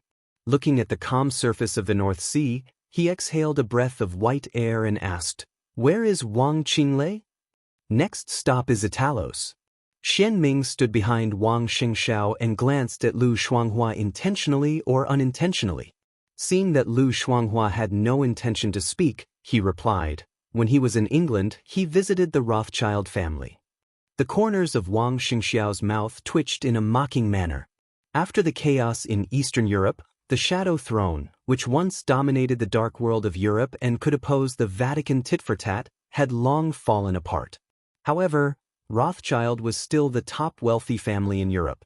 Even if Queen Qingtong of the Dark Shadow was disabled by Li Tianlan and Patriarch Paul was seriously injured by Li Tianlan, their position in Europe was still deeply rooted. There might still be crises, but the system of Europe was different from that of Zhongzhou state. It was enough for Rothschild to face everything calmly and not be overwhelmed. Rothschild had a good relationship with the Wang family of Beihai. Wang Qinglei was also a member of the Wang family of Beihai. On this trip to England, it was unlikely that he would win the support of Rothschild. Wang Qinglei probably wanted a neutral attitude. Maybe he didn't know Paul well enough. But Wang Xiaoyao, who was also a direct descendant, had this face. If this kind of strong aid helped the Wang family of Beihai, there would be too many variables. No one would feel indifferent. If Rothschild could stand aside, the pressure Wang Qinglei faced would be much less. Patriarch, Rothschild, Xianming wanted to say something but hesitated. Wang Xianxiao shook his head and said in a calm tone, "I just talked to Patriarch Paul on the phone. The Rothschild family is not peaceful at the moment. Moreover, Paul and Qingtong are both recovering from their injuries and can't take action, so the Rothschild family can't give us any support this time." Xianming nodded and didn't say anything. It was a good thing to have Rothschild's help. But without them, Mount Dibbing could accept it. He was most worried that Rothschild would be persuaded by Wang Qinglei. Now it seemed that Wang Xianxiao meant that Rothschild might not help him, but at least he would not help Wang Qinglei. This was a result that both sides could accept. "Is there any other news?" Wang Xianxiao asked softly. "About Wang Xiao." Xianming paused. After a pause, he said quietly, "We have received accurate information that Wang Xiaoyao is currently paying attention to Dalos. To be more precise, he is in the sanctuary. Not only him, but Jiang Guochu and Yagyukurumi are also in the Holy Land." Although Tianhai Wuji is still in East Island, a deputy palace master of Wuji Palace is already on his way to Europe. Wang Xianxiao took a deep breath and remained silent for a long time. The invisible yet tangible pressure was getting closer and closer. His eyes were looking in the direction of Europe, cold and indifferent. Wang Qinglei. Wang Tianzong had been on guard against him before but had no time to deal with him. After drawing a clear line with the Southeast group, Wang Tianzong officially became the enemy of Mount Dibbing. Everyone knew why he was visiting Europe. The whole world knew. His goal was clear. Wang Xiaoyao, the Vatican, Knights Templars, the Jiang family of South America, Jifeng Sword Raining School, Wuji Palace. Everyone was focused on Dalos and waiting for Wang Qinglei. Then, it was time for an all-out attack. The entire North Sea province was the battlefield. A reign of terror. The world was turned upside down. Wang Xianxiao smiled. His smile was like the first snow falling from the sky, gentle but extremely cold. "It won't be that easy." He muttered to himself and repeated, "It won't be that easy." The all-out attack launched by several superpowers was about to begin. But before that, Wang Xianxiao wanted to give them a surprise. A big surprise. "How's the situation in Zhongzhou state?" Wang Xianxiao asked in a low voice. "It's not bad." Lu Shuanghua, who was standing with Xianming, thought for a while and said, "We have a tacit understanding with the giant group. And now it seems that the reaction caused by Jiang Shangyu's resignation is unexpectedly good. Many forces who have been interested in standing with Zhongzhou state have shown varying degrees of hesitation. Some powerful families have even completely withdrawn from this action. This should also be Wang Qinglei. This should also be the reason why Wang Qinglei is in a hurry to visit the 3 European countries. Wang Xianxia said yes. The strength of the Wang family of Beihai and the Southeast Group had long been deeply rooted in the hearts of the people in Zhongzhou State. No matter how powerful the parliament was, the forces that they roped in would inevitably feel uneasy. When a sensitive person made a sensitive choice, their originally shaky hearts would naturally become even more anxious. Gavin's heart wavered. Jiang Shangyu was a sensitive person who made a sensitive choice in a sensitive period. His choice would naturally affect some people. This kind of inner wavering and apprehension was not something that could be reversed with the so-called ideological work. Therefore, while the giant group and the academics were busy wooing people, they were also speeding up the plan. Most of the issues in the war in Beihai would be settled during Wang Qinglei's visit. As long as chaos broke out, the wealthy families who were wavering but did not withdraw would have little choice. How about Emperor Dong's palace? Wang Xianxiao asked. We have been in touch with Emperor Dong's palace. At present, they have confirmed that the first batch of nearly 600 elites will be led by Du Hanin and Su Chu to support Beihai province. But Emperor Dong's palace wants to see our actions first. Lu Shuanghua furrowed her brows and said in a quick tone. Du Hanin was a core high-level member of Emperor Dong's palace. Although Su Chu was not in charge, he was also one of the high-level members. Moreover, Su Chu had been in the thundershocking realm for many years. During the final battle in Heaven Capital more than 4 years ago, he had already vaguely had the strength to fight against the peak of the thundershocking realm. Now he was even not weaker than the ordinary half-step invincible realm experts. Du Hanin had the wind vein, and it was a mutated wind vein to a certain extent. Although she had not reached the peak of the thundershocking realm, she could already be said to be the top assassin in Sai City or Emperor Dong's palace. Is this the only group of people? Wang Xianxiao frowned and seemed to be a little disappointed. The second list is being worked out. If nothing goes wrong, it should be by Yuming who will lead the team. Lu Shuanghua continued, but the premise remains the same. The so-called premise was that Emperor Dong's palace should first see the actions of the Wang family of Beihai. The early intelligence had been given out. For example, Wang Xianxiao wanted to do something to prove Mount Dibing's determination in this war and game. Okay. Wang Xianxiao nodded. How are your preparations going? Very good. Xianming grinned grimly. We have now locked down nearly 600 lurkers. As long as the patriarch says so, within 3 hours, they will all become corpses. Nice gift. Wang Xianxiao said calmly, since the distinguished guests haven't arrived yet, let's hurry up and deliver it to them. Tell them that the Wang family of Beihai welcomes them to come to Beihai to die. Chapter 827. Even the purest affection had different standpoints. Seng Yu was an electrical engineer in Qiushui City. He was nearly 50 years old and had been working in Qiushui City for more than 20 years. The Wang family of Beihai, which treated every inch of land in Beihai province as its own, was a little different from Zhongzhou State. All kinds of technical talents could basically find a good job in Beihai. The so-called stars were not popular in Beihai. The most dazzling figure here was Sword Emperor. No one dared to say that Sword Emperor Wang Tianzong was a star. For more than 20 years, Wang Tianzong was like the sun in the hearts of more than 20 million people in Beihai province. This was the most rigorous and pragmatic province in the whole of Zhongzhou State. There were no fancy things. As long as one had real talent, one could quickly find a place to settle down here. Therefore, Seng Yu lived a good life. He married a woman from Beihai here and had a daughter who was in high school. His wife was gentle and his daughter had good grades.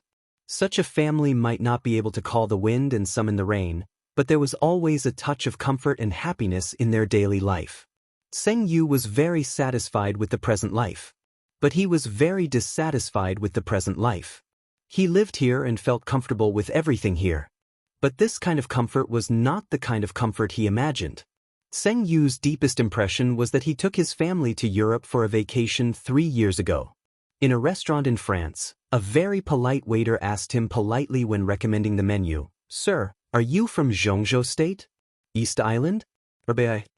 Are you from Zhongzhou State or Beihai? This sentence was like a knife, stabbing Tsing-Yu's heart hard. His wife looked proud and wanted to say something. That kind of pride was faint but real. It might not be contempt, but it was really an objective sense of superiority. People from Beihai had such a faint sense of superiority to people from all over Zhongzhou State and all over the world. But Tsing-Yu interrupted his wife and said very seriously, "I'm from Beihai, Zhongzhou State." Yes, he was from Zhongzhou State first. Then he was from Beihai.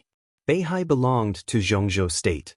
This was the belief that he had always insisted in his heart. This belief had existed for many years. But he was increasingly sad to find that the sacred and solemn belief he insisted on was becoming weaker and weaker in Beihai. The people of Beihai also admitted that Beihai belonged to Zhongzhou State. But no matter what, the first thing they talked about was the North Sea. The happiness of Tsing-Yu's family was also in Beihai.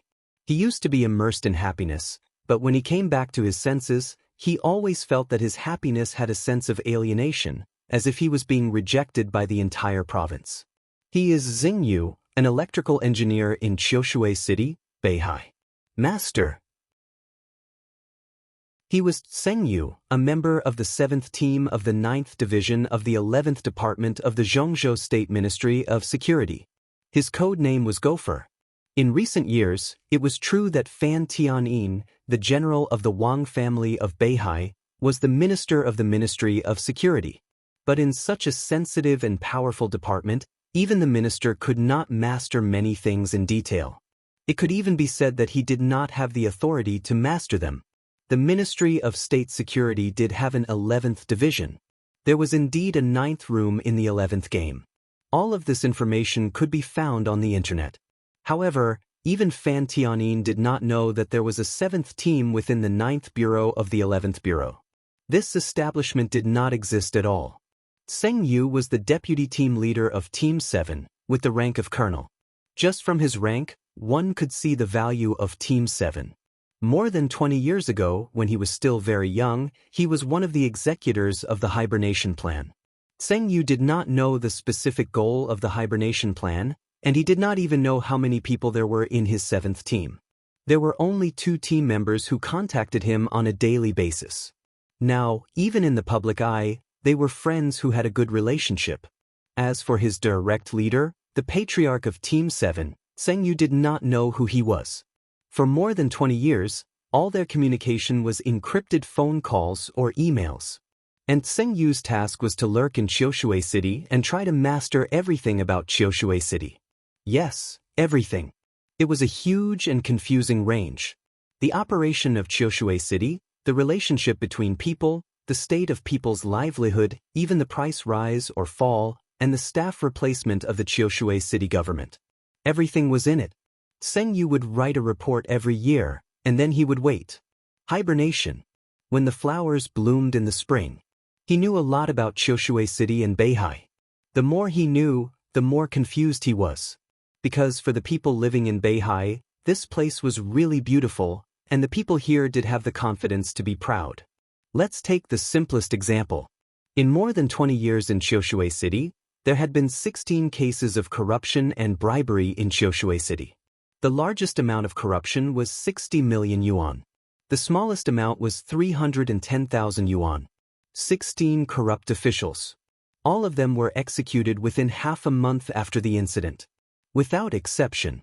For corruption and bribery, the only punishment in Beihai was the death penalty. There was no second punishment, regardless of the amount. Beihai's strict restrictions on officials were almost cruel, which was rare in the world. Similarly, Beihai's benefits for officials were so rich that they were almost luxurious, which was also rare in the world. In the real data released by Beihai, the annual salary of Wen Xiyuan, a member of Zhongzhou State and the Speaker of Beihai Province, was 46 million Zhongzhou dollars. Yes, that's 46 million. Yes, it was real. The governor of Beihai Province also enjoyed this annual salary. The Speaker and Mayor of Qiushui City received the 3rd tier of civil servants in Beihai, 27 million yuan. All the way down to the grassroots, The annual salary of an ordinary staff in a department in Qiushui City was 750,000 Zhongzhou dollars. Plus various benefits on weekdays and holidays, the annual salary of an ordinary staff at the grassroots level was nearly 1 million. The treatment of the people's police, fire police, armed police, and the army was higher. High salary, honesty, and cruel management of officials. Beihai could be said to have done the best in this regard. The absolute high salary had been consuming the financial resources of Mount Dibing, and Mount Dibing was replenishing it from other places. It was a continuous cycle, which directly led to the simplification and efficiency of various institutions in Beihai under the control of Mount Dibing. There were 8 deputy governors in Beihai. At the city level, there were usually only 3 to 4 deputy government officials, and there were no temporary workers. Everyone was doing their best in their positions, and there was almost no bootlicking. The civilians living here were very happy, because their problems would be completely solved by the government in the shortest time possible. The businessmen who invested here were very happy, because all the rules were clearly in front of them. What they wanted to do, they had to go through the approval procedures. If they could do it, they could do it. If they couldn't, they couldn't. It was straightforward. The civil servants living here were very at ease. As long as they did things seriously, they would have the opportunity to be promoted. The government was clean, and the whole Beihai was positive. Compared with Zhongzhou State, it was more like a real utopia. For hundreds of years, the huge wealth of Beihai was completely used in every field and every corner of Beihai. It was no exaggeration to say that it had now become the most promising province in Zhongzhou State. Because it was the best. It was the result of Beihai province's unremitting efforts for hundreds of years. However, in Tseng Yu's view, this kind of development had now reached the bottleneck and limit. There were only 2 ways ahead of Beihai. One was to be completely accepted by Zhongzhou State, and Zhongzhou State would learn from the experience of Beihai and use its resources to slowly promote some of its models throughout Zhongzhou State. This possibility was undoubtedly a real spring day for Zhongzhou State. The other result was that Beihai would continue to absorb the resources of Zhongzhou State. Beihai would become stronger and stronger, and eventually turn from guest to host, making Zhongzhou State a part of Beihai. For Zhongzhou State, this was a real cold winter. Tseng Yu had never forgotten his duty and identity. So after many years, as soon as the hibernation plan became the awakening plan, he did not hesitate to hand over all the resources he had mastered over the years. The hibernation plan had become the awakening plan. Late at night, Tseng Yu sat calmly in the study and wrote a letter seriously. Chapter 8:28. The snow outside the window fell on the ground. The pen in his hand fell on it. It made a rustling sound. Tseng Yu's expression was focused and solemn. The content he wrote in his hand was a bunch of meaningless gibberish in the eyes of others. It needed a corresponding set of code words to translate. It was all about the situation in Qiushui City. His thinking was smooth and clear, and there was no pause in his writing. The Beihai he liked was the Beihai of Zhongzhou State. It was destined to be the coldest time before the warm spring flowers bloomed. If this cold could be endured by Beihai in exchange for a better Zhongzhou State and a better future, it was definitely worth it. He couldn't represent anyone, and he couldn't make decisions for Beihai. But this was his personal thought and will, just like the letter he was writing now, it was only his personal thought and will. In more than 20 years, the top spy in the coat of an electrodynamics engineer had nearly 30 loyal men of sacrifice in his hands. He himself was an expert at the peak of the thunder-shocking realm. He used all the resources in his hands to form a detailed network of contacts, and this network occupied most of the content of his letter. He really liked Beihai that completely belonged to Zhongzhou State. This game had nothing to do with right or wrong, justice or evil, greatness or despicableness. There was only victory or defeat, only the result. He thought this result was right, so he went all out without reservation. If they could succeed, decades later, when they were old, they might be able to proudly tell their descendants that it was they who led the future direction and path of Beihai. The letter was very long. Tseng Yu changed several sheets of letter paper. The hibernation plan was over. This should be the last report before the awakening plan was launched, so Tseng took out all the chips in his heart. He had nearly 30 men of sacrifice. Beside him were 2 of his colleagues who had participated in the hibernation plan with him. Now, one of them was already a high-ranking official in the Qiushui city government, while the other was a famous doctor in Qiushui. Both of them had also secretly cultivated their own team. Due to excessive caution, the scale of such a team was not large. The 3 of them added up the number of people they could use was about 80. But also because of caution, these dozens of people were completely trusted confidants. As the deputy team leader of Team 7, who had been lurking in autumn water, Tseng had spent a long time researching what kind of effect these people could have when they were put together. From the very beginning until now, over 20 years had passed, Tseng had been pondering over the countless combinations that could play an incomparably huge role. And this was what he was writing in the letter now. If he gave it his all, he and his 2 colleagues could assassinate 2 second-level targets, 5 third-level targets, and some other key figures in Qiushui City in 6 hours. They could make Qiushui City fall into the greatest chaos in the first place. The so-called second-level assassination target was Tseng Yu's own standard. In his mind, there were 6 second-level targets in Qiushui City. The mayor and the speaker of Qiushui City were second-level targets, and there were several core members of the Huangfu family in Qiushui City. The first-level target was the patriarch of the Huangfu family.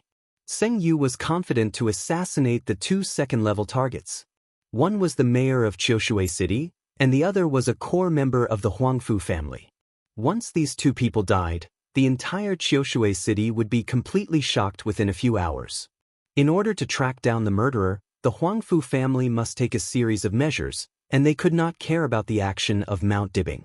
And similar lurking groups, Tseng could be sure that there was at least one group in Qiushui City. And other cities in Beihai province should also have such lurking groups. As long as they took action, the entire Beihai would be in darkness. Tseng took a deep breath and thought of his life in Beihai for more than 20 years. A touch of pity flashed in his heart, and then he became firm. He picked up the pen again. Without using code words, he directly wrote 4 words at the end of the letter. For Zhongzhou State. He looked at the signature on the letter, carefully recalled the content of the letter, and said with some satisfaction, "Not bad." Behind him, another person also said with satisfaction, "Not bad." In the dead of night, there was only the sound of falling snow outside the window. The sudden praise fell in Tseng Yu's ears like a thunder. His brain became blank in an instant, and his body tensed up. The power of the peak of the thunder-shocking realm was condensed completely out of instinct. A dazzling electric arc flashed in his hand. He reached out. Hum. A muffled groan of extreme pain sounded. Tseng Yu's attack did not cause any movement. The dazzling electric arc became extremely weak at the moment he attacked. He raised his arm, and then it flew out. Blood sprayed directly on the ground from the broken arm. In the light footsteps, a slender hand with a scar on the back of the hand reached out and took away the letter he had just written. Tseng Yu, whose face was distorted because of the pain, was still at a loss. He turned his head carefully. Standing in his line of sight was a tall, short-haired woman with a long scar on her face, expressionless. She held the letter and lowered her head to read the contents. After a long while, she slowly said, "I don't understand." Tseng Yu's body trembled involuntarily in pain. He gritted his teeth and was about to say something harsh, but the woman had directly thrown the letter in her hand in another direction. "Explain, what do you mean?" Tseng Yu wanted to turn his body in that direction, but as soon as he moved one leg, the heart-wrenching pain suddenly spread from his leg to his brain. There was no raging fire, no thunder, no vibration of the air around him, and it was not the domain of the invincible realm. He did not feel any danger. But at this moment, it seemed that everything around him was dangerous. It was as if his body was tightly bound by an incomparably sharp but invisible rope. Even the slightest movement would cause him to bleed profusely, and he might even be torn to pieces. He glanced at the woman beside him out of the corner of his eye. She stood quietly, but the aura all over her body was like that of a fierce and silent beast. At this moment, Tseng Yu did not think about who she was. He was curious as to how the other party had come and how they knew his identity. This is our code word.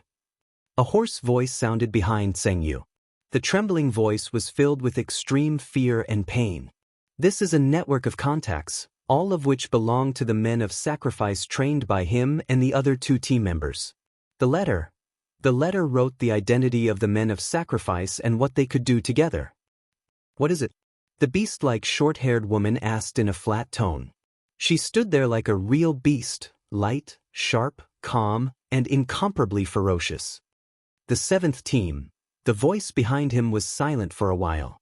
No one knew whether it was hesitation or to ease the pain.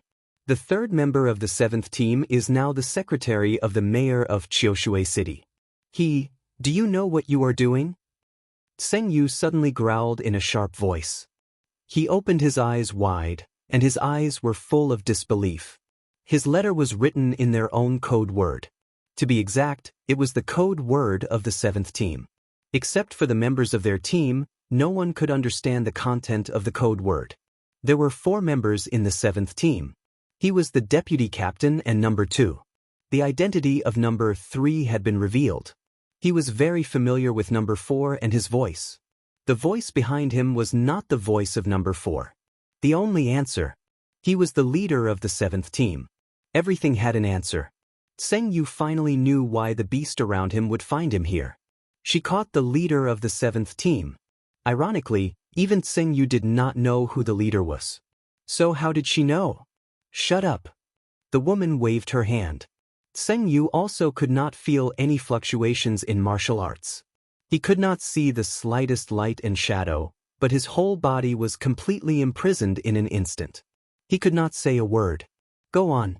She casually walked a few steps and pointed to the letter.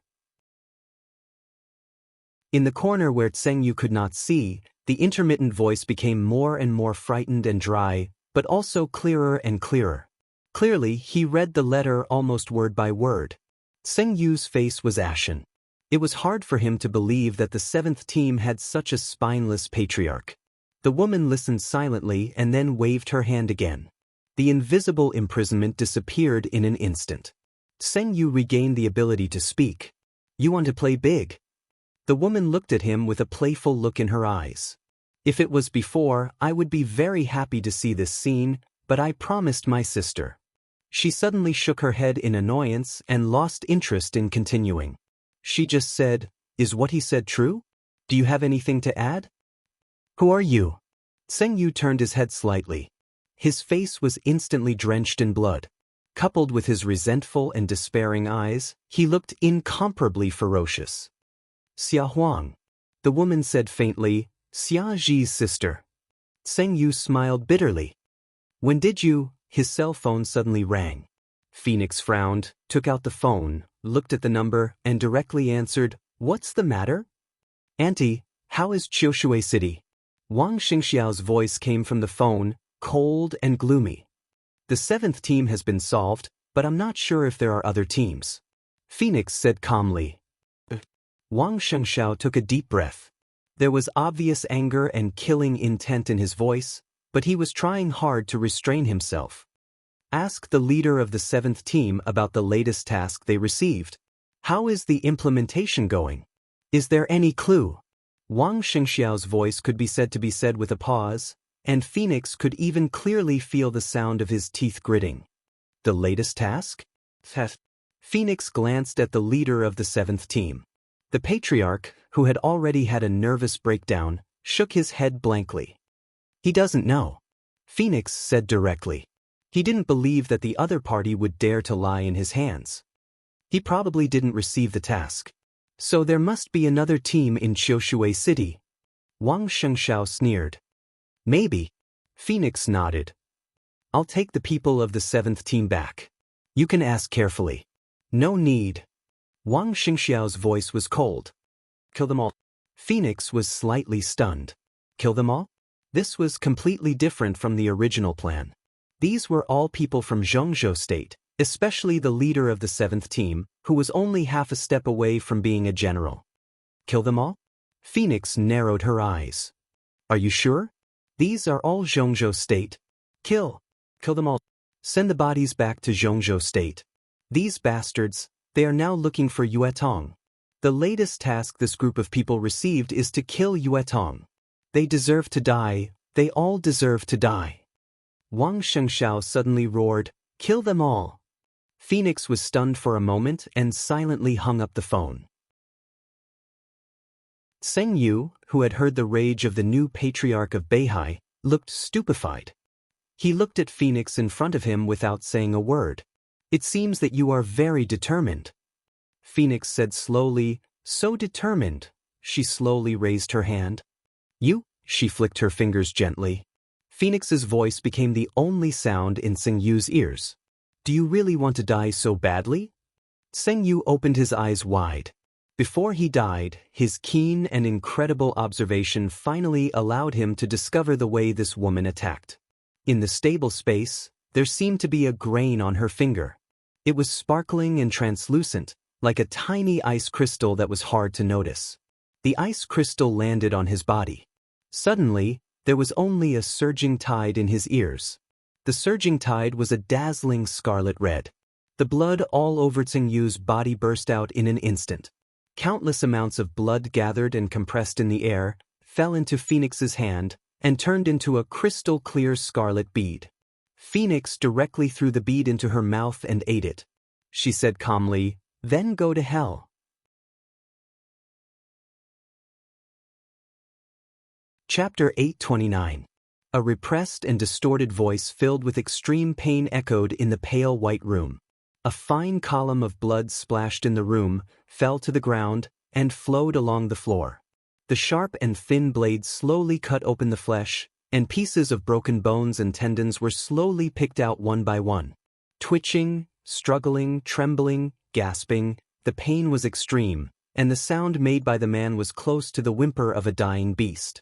His eyes had cracked, his teeth had been bitten, and the blade had completely destroyed one of his calves. In the repeated cycle of pain, he could even clearly feel that his body was patiently destroyed little by little, and he could clearly hear the sound of blood flowing on the ground. In front of him was a pair of indifferent eyes. This pair of eyes was very young, but they contained an extremely cruel killing intent and madness. He gasped hard, and his pupils had become a little dim. But when he looked into the eyes, there was still an unyielding look. "You won't die, Major General." In the low murmur like a demon, the young eyes blinked. At least not for the time being. An injection pierced into his body. The thick liquid seemed to have endless vitality. When the drug entered his body, he felt cool, and his spirit was completely restored. No, not only a complete recovery, but a state of excitement beyond the past. He could feel every corner of his body, every bit of pain. The heart-wrenching, lung-splitting pain was transmitted to his brain. Every breath he took was accompanied by unimaginable pain. He knew what it was. Zhongzhou State also had this kind of drug, codenamed torture. At first, it was the formula provided by the Wang family of Beihai. Torture was not a drug for combatants. Just like its codename, it was an auxiliary drug for torture.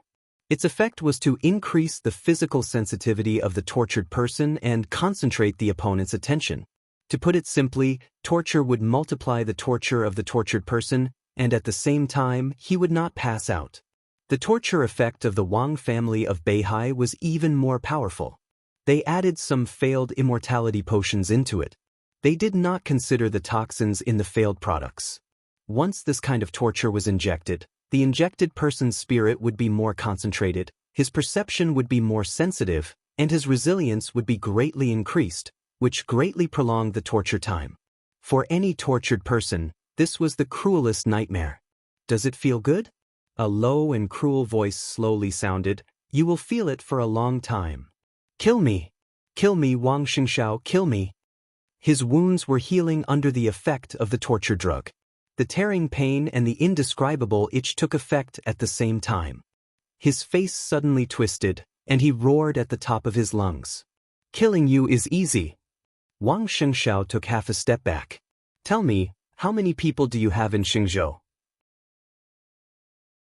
who participated in the so-called new task? Who gave you the task? Tell me and I'll give you a quick death. Dream on. He gritted his teeth, his voice sinister. Wang Xianxia said expressionlessly, Go on. The heart-wrenching screams became louder again. At the man's feet were several torture talents specially trained by the Wang family of Beihai. Their techniques were precise and comparable to the best surgeons. As long as they were given time, they could cut the man's body into pieces of minced meat bit by bit. This was exactly what Wang Xianxia wanted. Cruel? Cold-blooded? Inhumane? Wang Xianxia didn't bother to think about it. In his heart, the man in front of him was an enemy. Yes, an enemy. That was enough. Before this, Wang Xianxia had never thought that he would regard this kind of person in front of him as a real enemy. The man's code name was Grey Rat, a senior agent of Zhongzhou State. He belonged to the 11th Bureau of the Ministry of Security and had the rank of Major General. He was the highest intelligence person in charge of Zhongzhou State lurking in Xingzhou. It could even be said that he was the highest intelligence person in charge of several cities in the north of Beihai Province. Combining the intelligence of both Beihai and Samsara Palace, Xian Ming and Lu Shuanghua eliminated countless obstacles created by people and finally completely locked on Grey Rat's identity. Song Qiong personally took action and captured Grey Rat. Although he was captured, the outcome of the battle was not ideal. There was a mistake in the intelligence report, and the capture this time did not end up as expected. Their thunderous operation in the Xingzhou continent ended up capturing less than 10 people. To be exact, there were only 9. Each of the 9 people was indeed the top lurking talent of Zhongzhou State. But in the vast Xingzhou city, it was impossible for there to be only 10 people. Although it did not achieve the expected result, it was also an unexpected gain. Not everyone had a steel will that could face death with equanimity. Grey Rat, of course. Grey Rat was unyielding, but the other elites naturally could not hold on in the cruel and unimaginable torture. 6 of the 9 people chose to commit suicide as soon as they were caught. After one of them failed to commit suicide, Wang Xianxia directly pried open his mouth with the cruelest means. He learned their identities, learned Grey Rat's position, and also learned about the termination plan. The termination plan was independent of the hibernation plan and the awakening plan. This plan had existed more than a year ago. But at that time, it was called the control plan, and the content was to find Wang Yuetong. But a few months ago, the control plan suddenly became the termination plan. The content was no longer to find.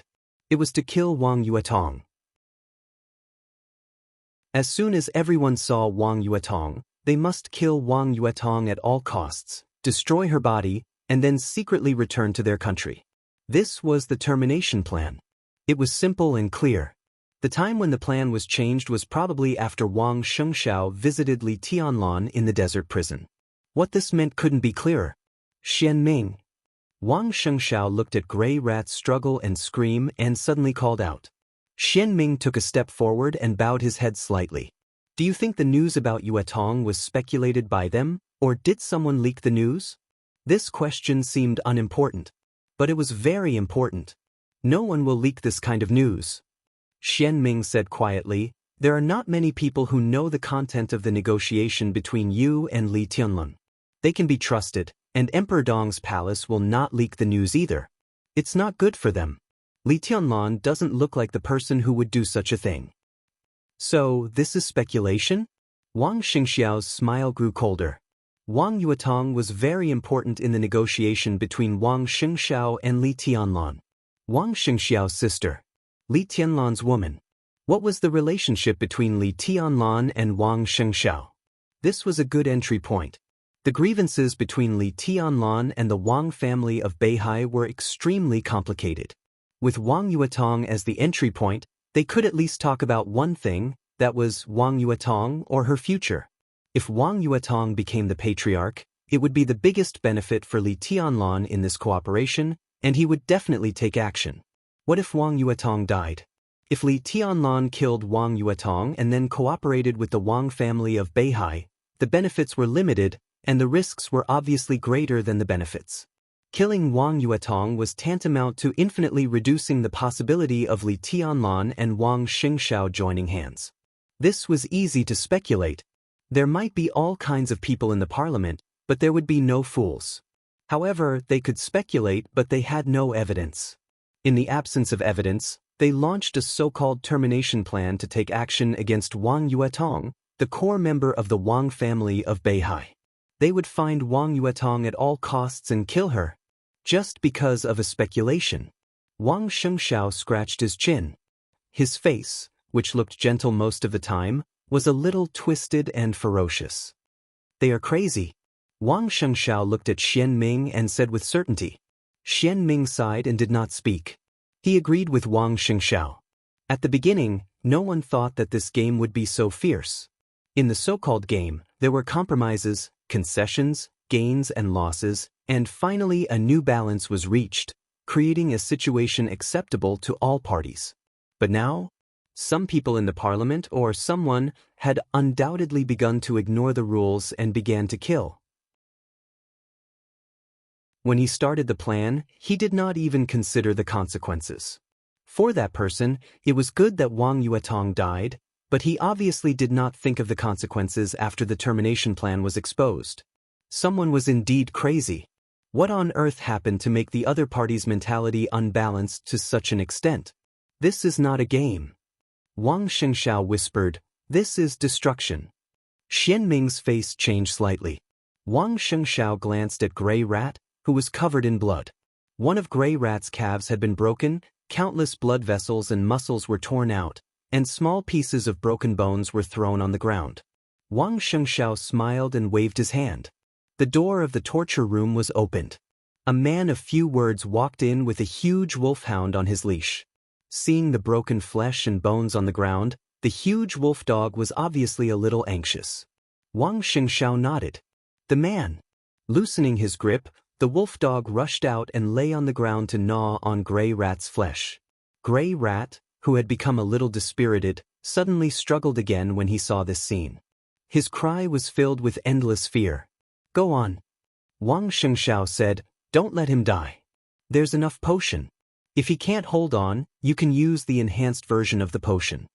He glanced at Gray Rat and said calmly, "In addition, inform Minister Fan Tianyin to investigate Gray Rat's identity. If he has family and friends, bring them all to Beihai." He reached out and touched the wolf dog, who was eating with its head down, with a feminine smile. How much meat can such a big dog eat? Xian Ming suddenly shivered. Wang Xianxia. Gray Rat's extremely resentful roar suddenly rang out, F***CKU, puh. Wang Xianxia slapped Gray Rat directly in the face. "Don't talk about these useless things." Wang Xianxia said calmly, "If you win, the people behind you will treat me the same way, my family, parents, and children. Now you're in my hands. It's fair for me to treat your family, children, and parents like this.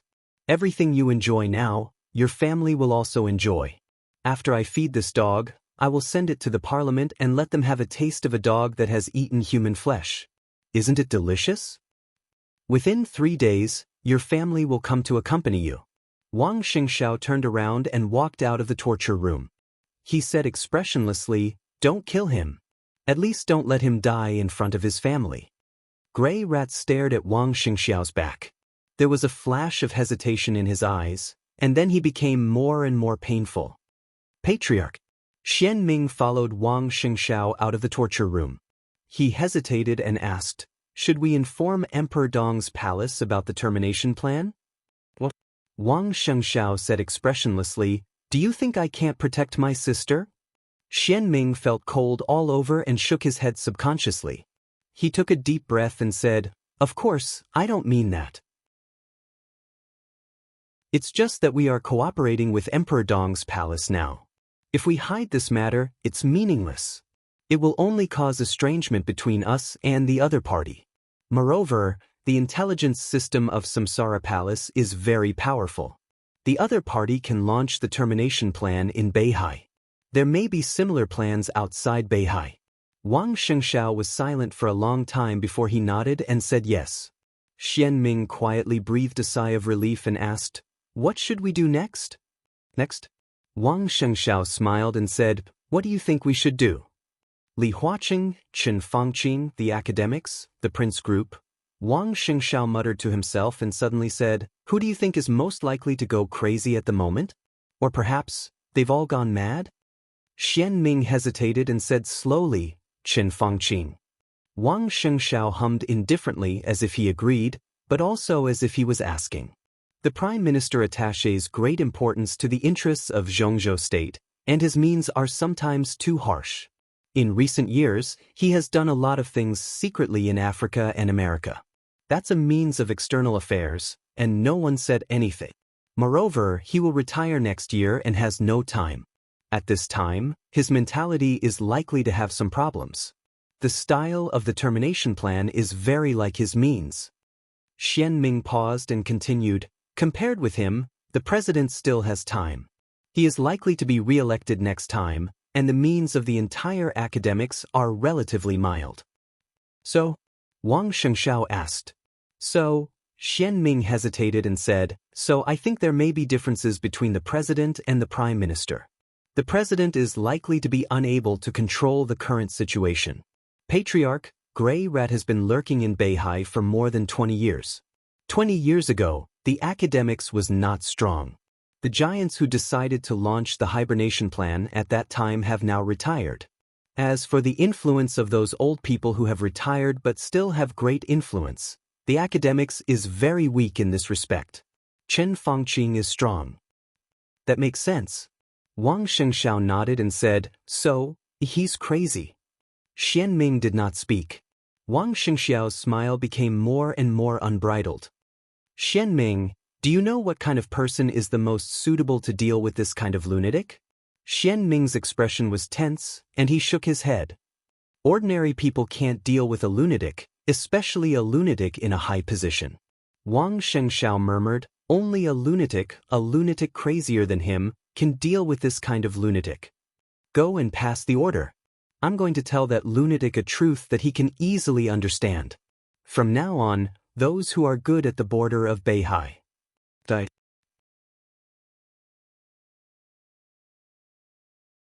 Chapter 830. Kanglin City, Changxing Street. From the height of the 16th floor, Enchantress looked at a snack bar on the edge of the street through binoculars. Her expression was calm, indifferent, and full of patience, like a hunter waiting for her prey to take the bait. "Are you sure it's today?" Enchantress chewed the gum in her mouth and asked casually. "It's today." A middle-aged man adjusted his glasses and said in a calm voice, "The confirmed time is 3:30 at night."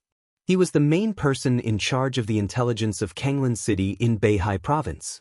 His name was Jiang Xiu, one of the top executives of the Jiang family of Kanglin City. In the Jiang family, he was also in charge of intelligence work and was the second person in charge of the intelligence of the Jiang family. But most of the time, he worked for Mount Dibing and coordinated the intelligence between Mount Dibing and the Jiang family to make the intelligence work of Beihai more detailed. The whole Beihai was generally like this. Mount Dibing would not send direct descendants to personally control the intelligence system of each city. Generally, talents were selected and appointed from within the major sword-holding families. Those who were selected would not only become the person in charge of the intelligence of a city, but also the second person in charge of the internal intelligence system of the sword-holding family. For example, Huangfu Renjie of the Huangfu family in Qiushui. Jiang Xiu of the Jiang family of Kanglin City was the same.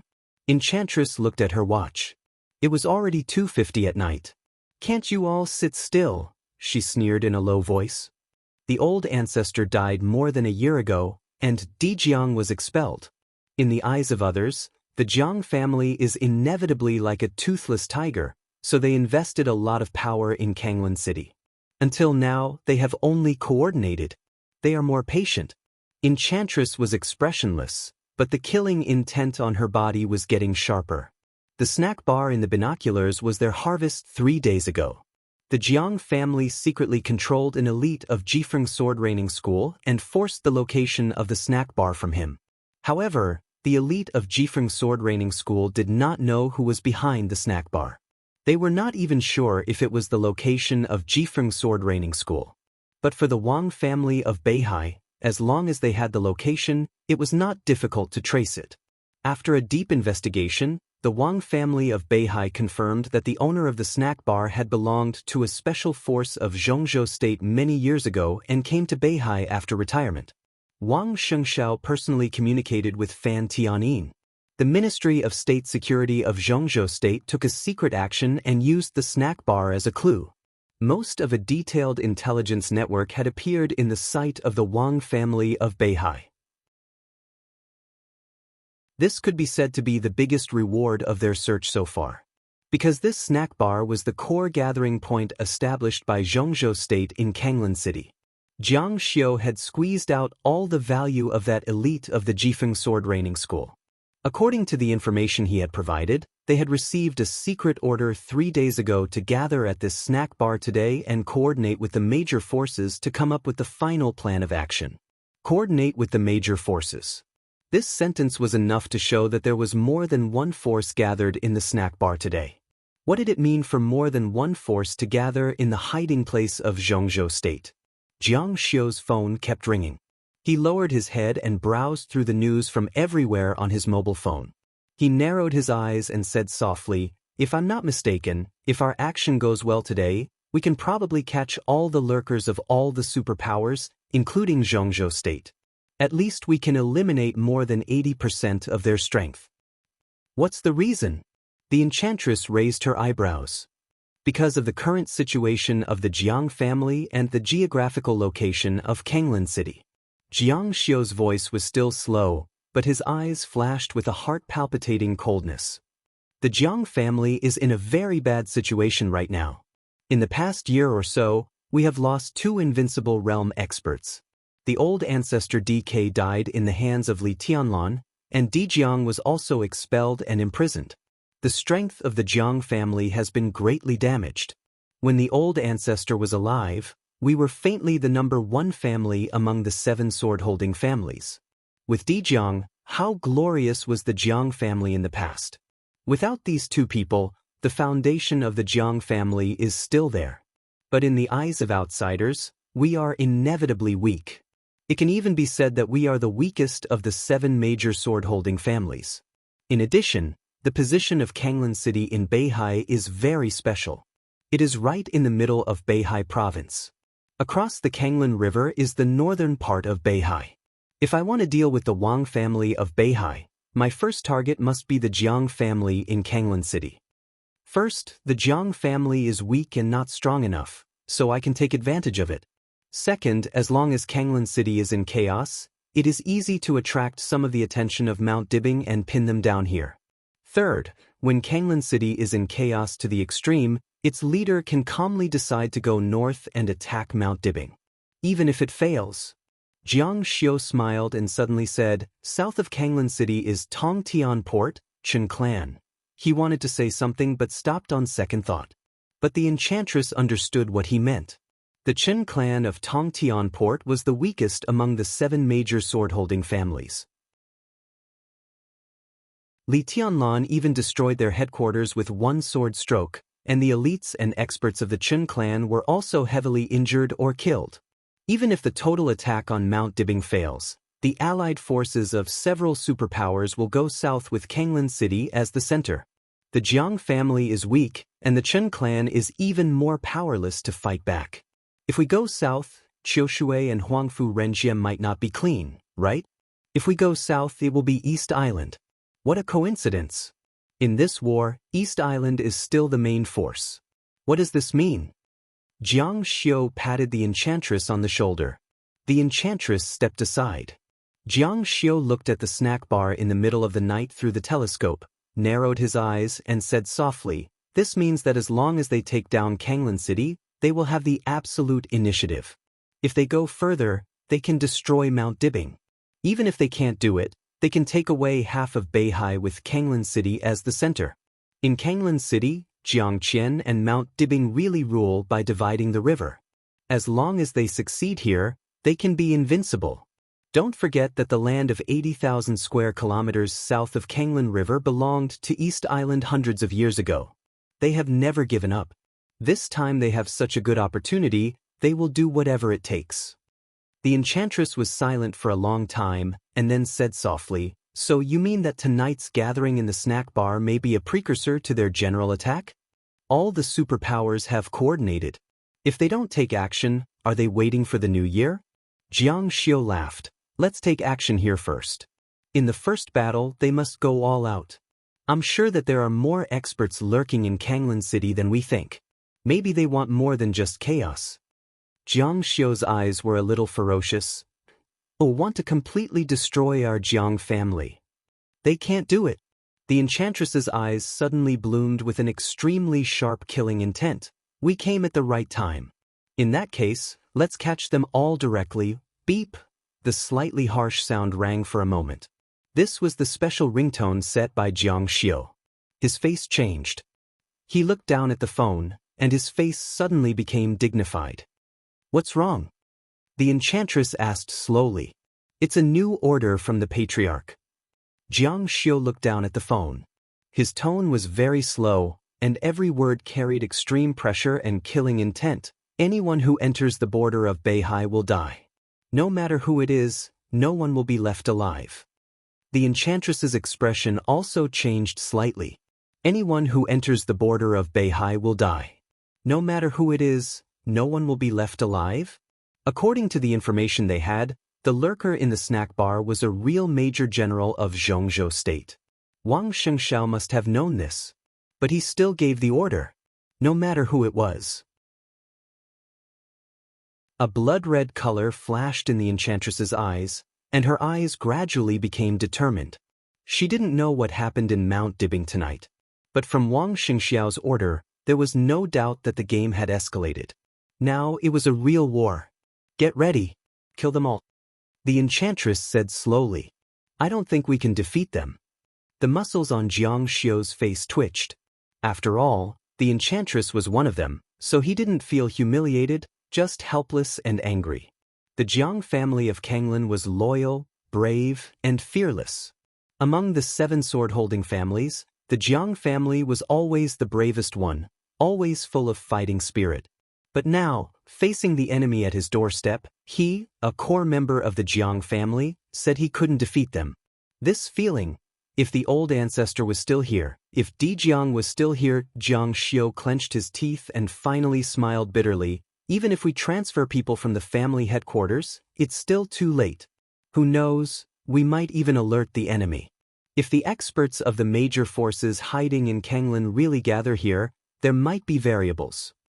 The enchantress gave him a strange look. Do you think I'm here just to monitor them? Jiang Xiu was stunned. What am I doing here if I'm not fully prepared? The enchantress asked again. Jiang Xiu seriously thought about the people brought by the enchantress. The enchantress was now a half-step to the invincible realm, and she brought 2 masters at the peak of the thunder-shocking realm. Jiang Xiu was also a master of the thunder-shocking realm. There were 2 people in the Jiang family who were in the same realm as him. This force was really not weak.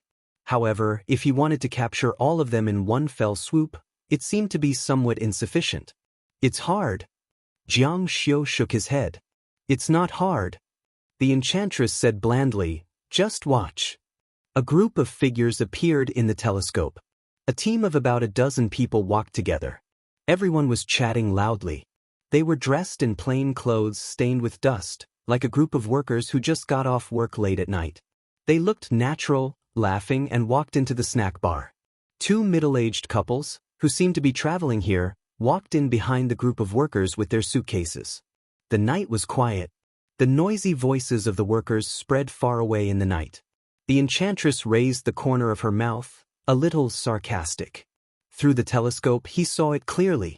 When one of the workers put his arm around his workmate's shoulder, a bright light flashed on his wrist. That watch, if the enchantress was right, was called Vacheron Constantine. It was 100% authentic.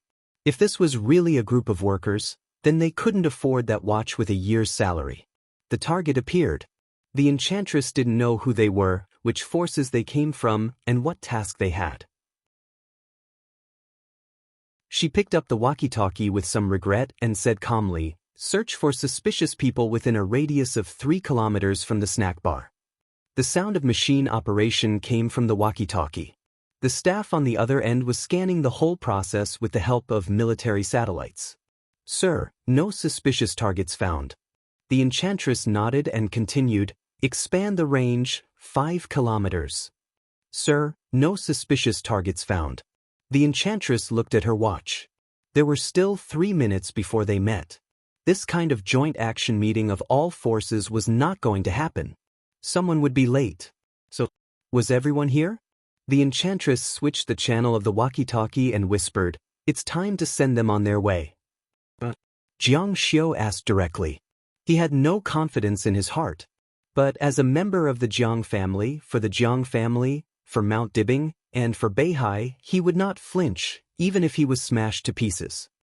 We don't need you. The enchantress shook her head and said, just watch. You want to do it yourself? Jiang Xiu thought the enchantress was crazy. We don't need me. The enchantress said flatly, if it's a normal arrest, we all have to do it. That's why we prepared a lot of people. But the patriarch has a new order to kill all of them here. In this way, things are easier. Shenzhou has firmament, Qiushui has Xiaohuang, and Mount Dibing also knows the importance of Kanglin. My strength is not as good as firmament and Xiaohuang. How can I come here alone? Jiang Xiu's eyes lit up slightly. There are experts from Mount Dibing secretly accompanying you? Who is it? The enchantress chuckled and said, do you know firmament? Firmament? Jiang Xiu was stunned. He is still in Xingzhou. I mean, do you know Firmament's identity in the Wang family of Beihai? Not his current identity, but his previous identity. Firmament's previous identity in the Wang family of Beihai. Jiang Xiu was in a trance. Firmament was now the vice-commander of the Beihai Corps. In the case that the patriarch was only in name in the Beihai Corps, he could be said to be the highest officer of the hundreds of thousands of troops in the Beihai Corps. He had a high position and was only under one person. Wang Xianxia could be said to have absolute trust in him. What about before Firmament became the vice-commander of the Beihai Corps? Why did Wang Xianxia trust him so much? It was because of Firmament's identity. There were many experts in the Wang family of Beihai. Almost every expert of the Thundershocking realm had their own duties. They were either appointed internally or sent out. The enchantress had been sent out to the Sky Academy in Huading. Firmament could be said to be the top expert in the entire Mount Dibing. He was the top expert of the half-step invincible realm. But he was also a special person. Before Xia Huang appeared, Firmament could vaguely be regarded as the first person under the invincible realm in Mount Dibing. But he did not hold any official position in Mount Dibing, nor was he sent out. Although he occasionally dealt with some things for Mount Dibing, most of the time, he stayed with Wang Xingxiao. He was like an idler, or in other words, a bodyguard. The Dark World was very familiar with the style of the Wang family of Beihai, so no one dared to look down on Firmament. For people like Firmament, the Dark World called them protectors. They were the protectors of the future patriarch of the Wang family of Beihai. They were the most trusted bodyguards of the patriarch and the future patriarch. They were the top expert of the half-step invincible realm. When the Wang family of Beihai was at its peak, there were even protectors of the invincible realm. Firmament was Wang Xingxiao's protector. Protector? Jiang Xiu took a deep breath and asked softly. Yes, protector. The enchantress smiled. Firmament is Wang Xingxiao's protector. Everyone knows this. Old Master Heaven Saber DK was the protector of the old patriarch. Your Jiang family must know this. She lowered her head and adjusted the channel of the walkie-talkie. She said lightly, but so many years have passed. Do you still know who the protector of His Majesty Sword Emperor was? The walkie-talkie was adjusted to the last channel. The enchantress's expression was solemn and solemn. She said calmly, Senior, please take action. Don't be merciful. Jiang Xiu's expression changed dramatically. She suddenly turned around and looked out of the window. In an instant, the dead night outside the window was suddenly illuminated by endless light. The light surged wantonly in the night, surging endlessly. Tens of thousands of blue electric arcs shrouded the deep sky, illuminating everything in the city. The world seemed to become quiet for a moment. The vast lightning filled the world. In an instant, The boundless lightning condensed into a beam of light that penetrated the night sky. It was like a divine punishment above the ninth heaven. The extremely dazzling lightning suddenly expanded and smashed directly into the center of the snack bar. There was a loud bang. The entire street was shaking violently, and the originally brightly lit snack bar was completely pulverized in an instant. Countless lightning bolts spread out with incredible aftershocks, destroying the street lamps and lifting up the streets. Dense cracks appeared on the huge buildings nearby, and they were on the verge of collapse. Everything happened in just 3 to 5 seconds. Jiang Xiu looked at the ruins of the snack bar. It was quiet and dead silent. Major General of Zhongzhou State? Jifeng Sword Reigning School? The Vatican? Wuji Palace? The Jiang family of South America? Were they going to kill the experts of the Jiang family? Maybe. They might have existed. But now everything was gone. Even the corpses had turned into powder and drifted with the dust of the ruins. The lightning that was constantly spreading quickly disappeared. The street was quiet again. Jiang Xiu opened his eyes wide and was dumbfounded. He finally remembered who the protector of His Majesty Sword Emperor was. The old patriarch of the Wu family in Xingzhou. Wudi. Code name punishment.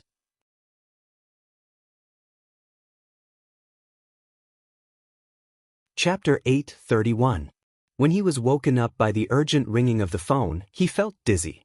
The scenes in his dream and reality were mixed together, and he was in a daze. Chen Fangqing opened his eyes and let the phone ring. He couldn't come back to his senses for a while. He had been in a high position for many years and worked hard. He was as steady as a mountain at the top of the world. He had experienced all of these. As he grew older, he felt more powerless. The healthcare doctor had clearly explained his physical condition. His blood sugar was very low. Recently, he even had some symptoms of mental weakness. Chen Fangqing also wanted to pay attention to it, but when he was busy, how could he pay attention to it? The phone kept ringing. After the call was automatically hung up because no one answered, the other party immediately called again. Chen Fangqing shook his head fiercely and finally woke up from the confusion. He looked at his watch. It was 4:15 at night. It was less than 2 hours since he fell asleep. Chen Fangqing sat up shakily to find his phone. The person who could call his private phone at this time was definitely not an ordinary person. What they said was also not ordinary, so he couldn't be angry. The phone rang for a while. Then it rang again. Chen Fangqing frowned and suddenly felt a little uneasy. He took out his phone from his bag and looked at the phone number on the screen. His eyes changed and he instantly woke up. The phone was automatically hung up because no one answered. On the phone screen, there were already 9 calls from Li Huaqing. What happened? Chen Fangqing glanced outside. It was quiet outside the window. If something big happened, his secretary should wake him up as soon as possible. The phone rang again. Chen Fangqing frowned tightly, took a deep breath, and calmly answered the phone. President, it's me. Prime Minister, I'm on the way to Dragon Lake Park. Come here immediately. Let's meet at Qi's house. Li Huaqing's voice sounded directly on the phone, indifferent, calm, tough, and irresistible. In Chen Fangqing's impression, this seemed to be the first time that Li Huaqing spoke to him in such a tone. He nodded and just wanted to say something, but Li Huaqing had directly hung up the phone. Chen Fangqing's heart slightly sank. He vaguely guessed something. Dragon Lake Park. The location and the people were enough to provoke his sensitive nerves. Longhu Park was not a park, but a place where many incumbent and retired councillors and even retired directors of Zhongzhou State lived. The well-proportioned villas in the park represented a strong influence in Yuzhou, even the entire Zhongzhou State. As for Elder Qi and the Qi family, even though they had retired for many years, they were still considered the top family in Longhu Park. Elder Qi's full name was Qi Jingdong. More than 20 years ago, he used to be the first deputy minister of the army headquarters of Zhongzhou State, the Minister of National Defense, and concurrently the Minister of Security. He was a leader who still had a strong influence in the Prince Group. It could even be said that he was one of the current flag figures of the Prince Group. The biggest thing the old man did a few years before his retirement was to secretly launch a big plan after the collapse of the Li family. Hibernation plan. The hibernation plan of the Wang family of Beihai. In the middle of the night, Li Huaqing asked him to go to the Qi family's house. There was no doubt that something had happened to North Sea again. Something happened again. There was no end to it. Chen Fangqing felt agitated. He really didn't understand the significance of the Wang family of Beihai to Zhongzhou state. Maybe it had made contributions before, but now it was all a mistake. It was a mess and it was endless. It made trouble every 2 or 3 days. It was a tumor, a bully, and it didn't know what was good for it. Chen Fangqing gritted his teeth, put on his clothes, and asked someone to prepare the car. He didn't bring his secretary, but just took the driver to Longhu Park. The interior of Longhu Park was brightly lit. The president visited Longhu at night without hiding his whereabouts. At this time, many people in the park had already been alarmed. Even some counselors who were not well informed did not know what had happened until now. When Chen Fangqing's car was about to enter the gate of Longhu Park, a black Hongqi slowly drove out from the gate. One in and one out. The 2 cars tacitly stopped at the gate. Chen Fangqing opened the window, squinted, and kept his composure. The window of the Hongqi rolled down. Yi Dongxing waved from the back of the car with a smile, but his eyes were unusually cold. "Prime Minister, what brings you to Longhu Park so late at night?" This was a question that he already knew the answer to. Others might not know about what happened in Beihai, but it was impossible for Yi Dongxing not to know. He even knew the news earlier than Li Huaqing. It was more likely that Yi Dongxing already knew a lot of things before it happened. Chen Fangqing's mouth twitched, and he said with a faint smile, "It should be related to Beihai." "Why? General Yi still doesn't know what happened." "Beihai, then of." Yi Dongxing repeated, smiled, and said faintly, "It's just a small matter in Beihai. I didn't expect the president and the prime minister to be alarmed. It seems that the 2 of you are very concerned about the matter in Beihai." "General Yi thinks this is a small matter?" Chen Fangqing stared at Yi Dongxing's eyes. To be honest, he still didn't know what happened. This was obviously a bit abnormal. Elder Qi was the leader of the prince group, and he could be said to be the leader of the chess game in Beihai. But now that something happened in Beihai, he informed Li Huaqing and he didn't inform him until now. This seemed to mean that Elder Qi was very dissatisfied with him. How could what happened in Beihai be a small matter for Elder Qi to show such an attitude? And if it was a small matter, how could Yi Dongxing go out now? Looking at the direction of the driver's turn signal, that road was obviously going to the army headquarters. The people who should die are dead, and the world is at peace. There are no people who always want to kill innocent people. Such people deserve to die the most. Yi Dongxing looked into Chen Fangqing's eyes without backing down. There was a flash of real killing intent in his eyes. Yi Dongxing never thought that Chen Fangqing dared to attack Wang Yuetong. This was not in line with the rules, and it was no longer a game. This was almost irrational. What kind of game was this? Chen Fangqing's move completely put the Wang family of Beihai in the position of the enemy. Was Beihai province the enemy of Zhongzhou state? No one dared to say this. Li Huaqing dared not say it. No one dared to say it. Yi Dongxing doted on Wang Yuetong very much. He and Wang Tianzong could be said to be life and death friends.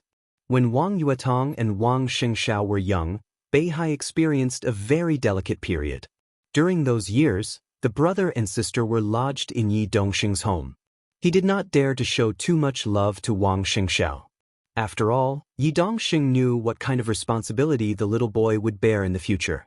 But for Wang Yuetong, Yi Dongxing completely doted on her as his own daughter and was obedient to her. Otherwise, Wang Xianxia would not have visited the Yi family in Yuzhou as soon as he learned that Wang Yuetong had left Beihai more than a year ago. Because in Wang Yuetong's heart, the Yi family could be said to be her second home.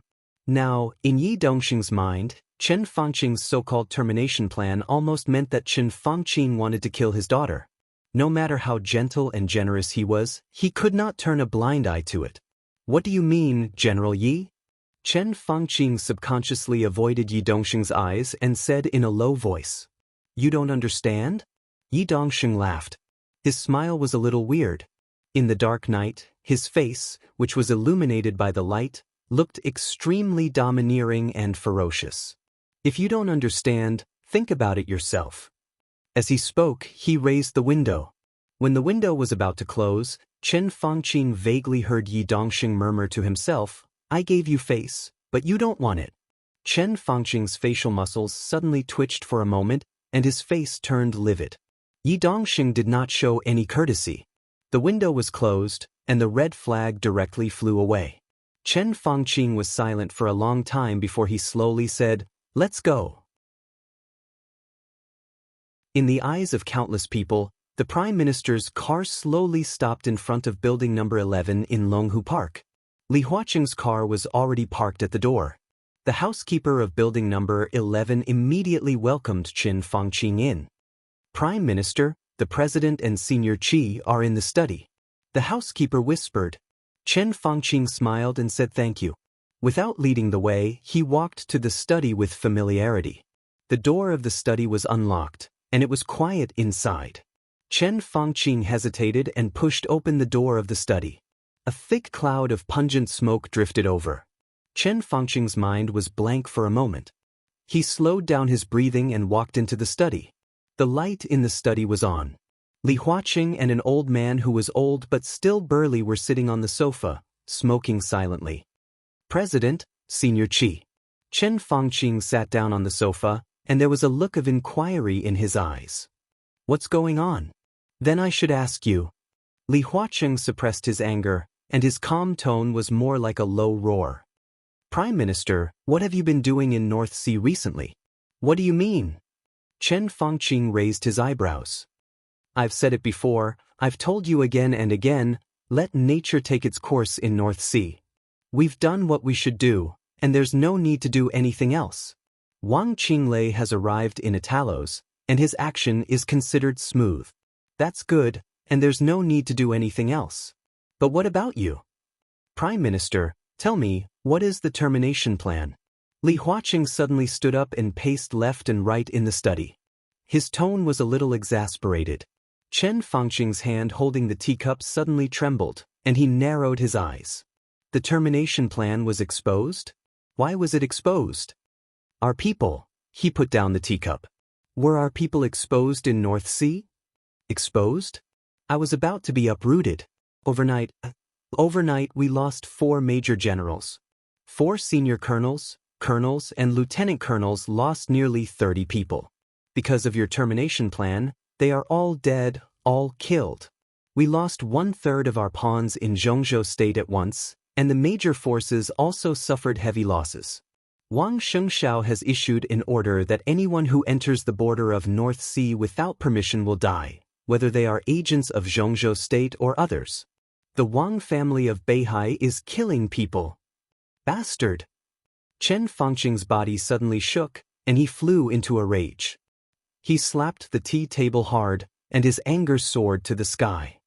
He doesn't know the immensity of heaven and earth. He rebelled. North Sea is the territory of Zhongzhou state. For Zhongzhou state, there is no border. Who gave him the guts to kill 4 major generals just like that? Lawless, what does he want to do? What does Mount Dibbing want to do? Does he really think that Zhongzhou state doesn't dare to destroy them? Destroy them? Li Huaqing glanced at him coldly. Tell me, why do we want to destroy Mount Dibbing? Tell me, why do we want to kill Wang Yuetong? Chen Fangqing's momentum suddenly stagnated, and he couldn't speak for a while. He finally understood why Elder Qi was dissatisfied with him. For major generals, dozens of colonels, countless pawns, and men of sacrifice, they were all killed in one night. Zhongzhou state's painstaking efforts for more than 20 years suddenly suffered an unprecedented heavy loss. And this was exactly what happened after he visited Elder Qi not long ago and got the highest command authority. He thought that the termination plan was right. But he didn't expect that the termination plan would be exposed so quickly. He didn't expect that Wang Xingxiao would really dare to kill people. For major generals, the other party was undoubtedly declaring war. Chen Fangqing's eyes were red. At this moment, there was only one thought left in his mind. The Wang family of Beihai deserved to die. Mount Dibing deserved to die. I led them for more than 20 years. I was the one who proposed the hibernation plan. I asked them to lurk in Beihai, wait for the cold winter to pass, wait for spring to bloom, wait for them to wake up. Elder Qi's deep voice was unhurried as he thought. They do wake up now, but after they wake up, how can it be spring? It's simply sure hell. The termination plan. This plan is too much. Chen Fangqing's face suddenly twitched. His heart was bleeding, but he gritted his teeth. The termination plan is necessary. Life and death politics has always been the most dangerous and the craziest. Things haven't come to that point, so why do we have to go to extremes?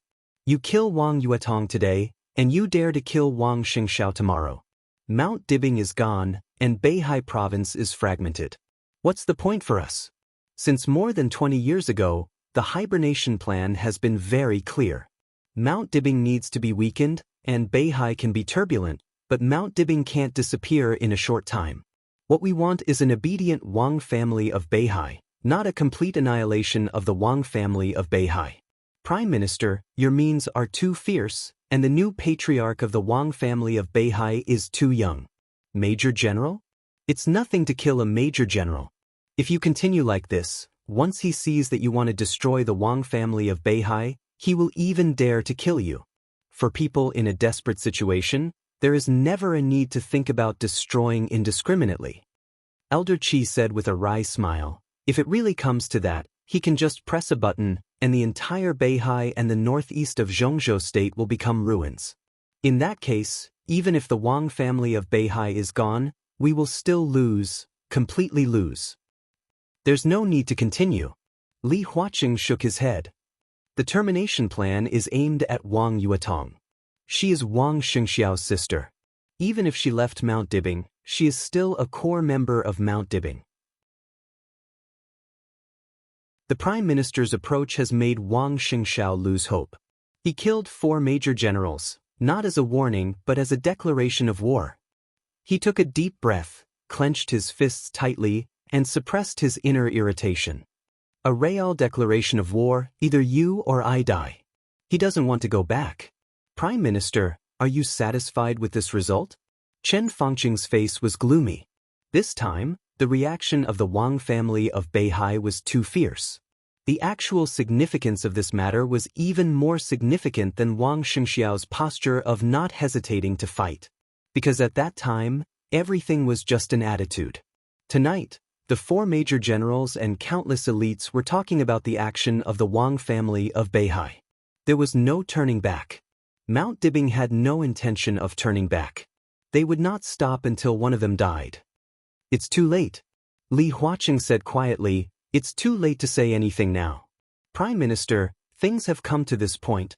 What else do you want to say? Chen Fangqing, whose face was a little pale, moved the corners of his mouth and was about to speak. A cell phone beep suddenly rang. He silently took out his cell phone. The locked cell phone screen lit up and there was a text message on it. Chen Fangqing's pupils suddenly contracted. He stared at the text message and remained silent. That was a text message from Wang Xianxiao. There were only 8 words. But in Chen Fangqing's eyes, they were like lightning, thunder, and bloody rain. There's no turning back. Bring it on.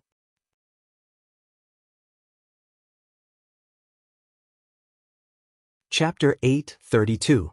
Chen Fangqing looked at the phone in silence. His body was as stiff as a lifeless statue. There was no turning back. Bring it on.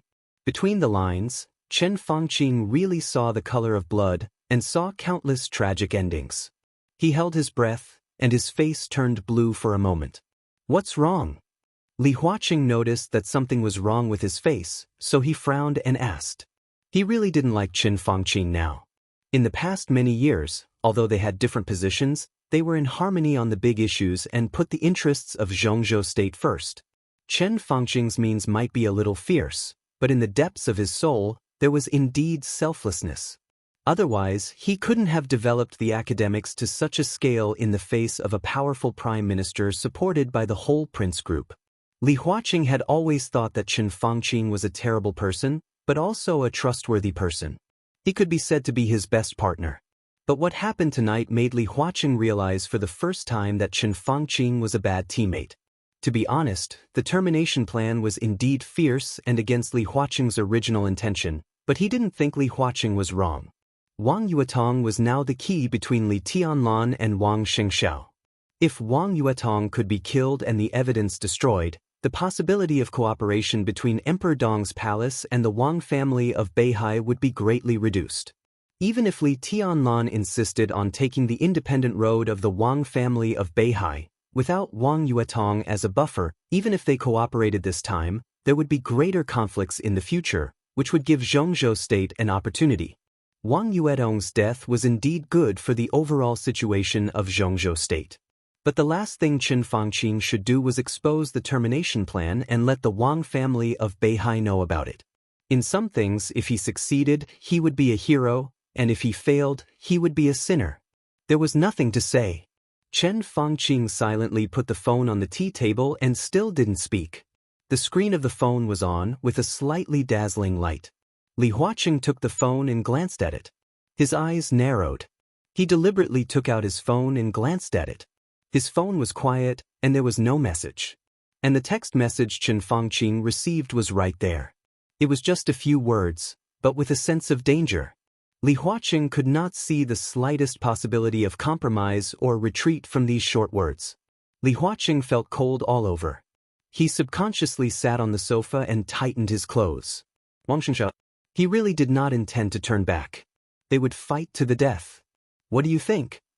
Li Huaqing glanced at Chen Fangqing and suddenly asked. Lighting up a cigarette, Chen Fangqing took a deep breath and calmly said, He won't turn back, but do I have a choice? This could have never happened, or rather, there should have been a gentler way to solve it, not. What about time? Chen Fangqing directly interrupted Li Huaqing's words. There is a gentler way, but it requires time. Do we have time? We didn't. I am not referring only to the question of our term of office, but also to the south. Emperor Dong's palace is growing, and they have now begun to cooperate. The Wang family of Beihai does not agree with us to attack Emperor Dong's palace, and Emperor Dong's palace does not agree with us to attack the Wang family of Beihai, because this is the foundation of their foothold. We can spend a lot of time to slowly weaken the Wang family of Beihai by so-called gentle means. What about Emperor Dong's palace? The speed of Emperor Dong's palace's development will definitely be faster than the speed of weakening the Wang family of Beihai.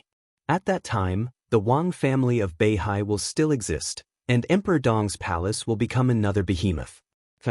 We don't have time. Chen Fangqing's tone was a little agitated. What about now? Li Huaqing said coldly, the current situation is even worse. Have you thought about the consequences if we completely turn against each other? What you said may make sense, but it doesn't mean that what you are doing now is right. We have no choice. Chen Fangqing said blandly. Li Huaqing was so angry that he laughed. Is this the so-called shirking of responsibility? You can make wrong decisions when you have no choice? You can make excuses for everything when you have no choice? Your termination plan is to kill Wang Yuetong, Wang Xingxiao's sister, the little princess of the Wang family of Beihai. If the Wang family of Beihai can't even protect such a person, what's the need for it to exist? Now your plan has been exposed, Wang Yuetong has not been found, and Mount Dibbing has gone crazy. They are killing people now. They are not enemies, but our people. For major generals, and that's not all. One day, they will kill all the people we left in Beihai, not only them, but also their families, relatives, and friends. Friend, no one will survive. This is not a fucking game. This is revenge. Revenge, do you understand? If it weren't for your termination plan, how could things have developed to this extent? You have no choice. Well, tell me now, what should we do if the Wang family of Beihai wants a life-and-death struggle? Tell me, what should we do? Is there a war? Planes, tanks, armies, nuclear bombs? Is that right? I'm not shirking my responsibility. Chen Fangqing stood up and looked out of the window. The deep night was about to pass, and a hazy light appeared on the horizon. He was silent for a long time before he calmly said, You asked me if there was a war? Yes. His expression was as hard as a rock. I want a war. This is a war between me and Wang Xianxia. Do you know what you're talking about? Li Huaqing said in a low voice. I know very well. Wang Xianxia also knows very well that this may be his last bit of reason. His war, his revenge, and his fight to the death are all aimed at me. Chen Fangqing narrowed his eyes. His declaration of war is also aimed at me. So? Li Huaqing asked expressionlessly. I don't shirk my responsibility, but since we have differences, there is no need to advance or retreat together in this matter. President, you use your gentle means, and I will choose to fight with the little guy from the Wang family of Beihai. He declared war on me. Can I run away? I have no choice but to accept the challenge. Li Huaqing suddenly raised his eyebrows. He wanted to say something, but in the end he remained silent. Chen Fangqing's words seemed to be in a fit of pique, but they were not unreasonable. Neither Zhongzhou state nor Beihai could afford the consequences of a war. Wang Xianxia directly targeted Chen Fangqing for revenge. Chen Fangqing accepted the challenge. Whether he won or lost, for the overall situation of Zhongzhou state, this matter was still barely controllable. But what about Chen Fangqing himself? Have you thought about the consequences? Li Huaqing asked in a low voice. Chen Fangqing wanted to kill Wang Yuetong. If necessary, he would not be polite to Wang Xianxia. If he won, the Wang family of Beihai would inevitably be destroyed, but the resources of Beihai province would still belong to Zhongzhou state. But what if he failed? Had he really thought about his end? Chen Fangqing was silent for a long time before he laughed at himself. It's not a matter of whether I think about the consequences or not. It's a matter of whether I have any other choice. If Wang Xianxia wants to fight to the death, what can I do? Either he dies or I die. When the fight went beyond the scope of a game and evolved into a war, the end was so tragic. Chen Fangqing was sure that if he failed, he would be the most miserable prime minister since the founding of Zhongzhou state. Because his opponent this time was not an ordinary opponent, but a real behemoth that had been standing at the peak since the founding of the country. I still have about a year's time. This war must end within this time. Chen Fangqing said quietly. His tone was extremely firm and crazy. I should remind you, Li Huaqing said calmly, maybe you have overlooked a very important point. Wang Yuetong is not only the little princess of the Wang family of Beihai, but also Li Tianlan's woman, the hostess of Emperor Dong's palace. Wang Xianxia will not let you go. Li Tianlan's character will only be more intense than Wang Xianxiao's. Do you think he will let you go? This was also a very important question. Li Tianlan's character was even stronger than Wang Xianxiao's.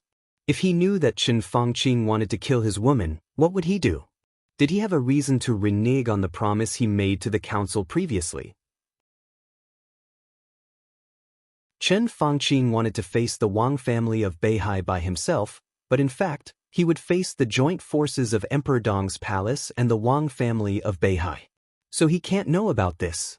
Chen Fangqing said calmly, at least in a short time he can't know. What do you want? Li Huaqing asked. Block the desert prison and cut off all their communication with the outside world. Anyone who dares to approach the prison will be killed. Chen Fangqing said in a gloomy tone. Li Huaqing didn't speak for a long time. He looked at Chen Fangqing's side face. After a long time, he said slowly, "You're really crazy." "I can do that," Chen Fangqing said. The desert prison was within the scope of Beijiang of Zhongzhou state. Although there was a country in Beijiang, it was still the territory of the Prince Group in general. The Prince Group's position in Beijiang was deeply rooted. In terms of military and politics, it could be regarded as Chen Fangqing's confidant. It was not a gentleman who wanted to block the desert prison. "You can do it, but how long can you block it?" Li Huaqing asked. "It won't take too long.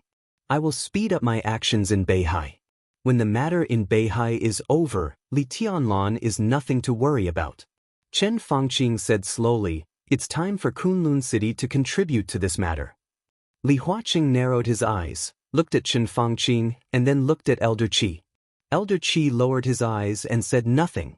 He might have been dissatisfied with Chen Fangqing when he first received the news, but he would not openly fall out with him. At this time, even if he had something to say, he would not say it in front of Li Huaqing. Chen Fangqing's meaning was already very clear.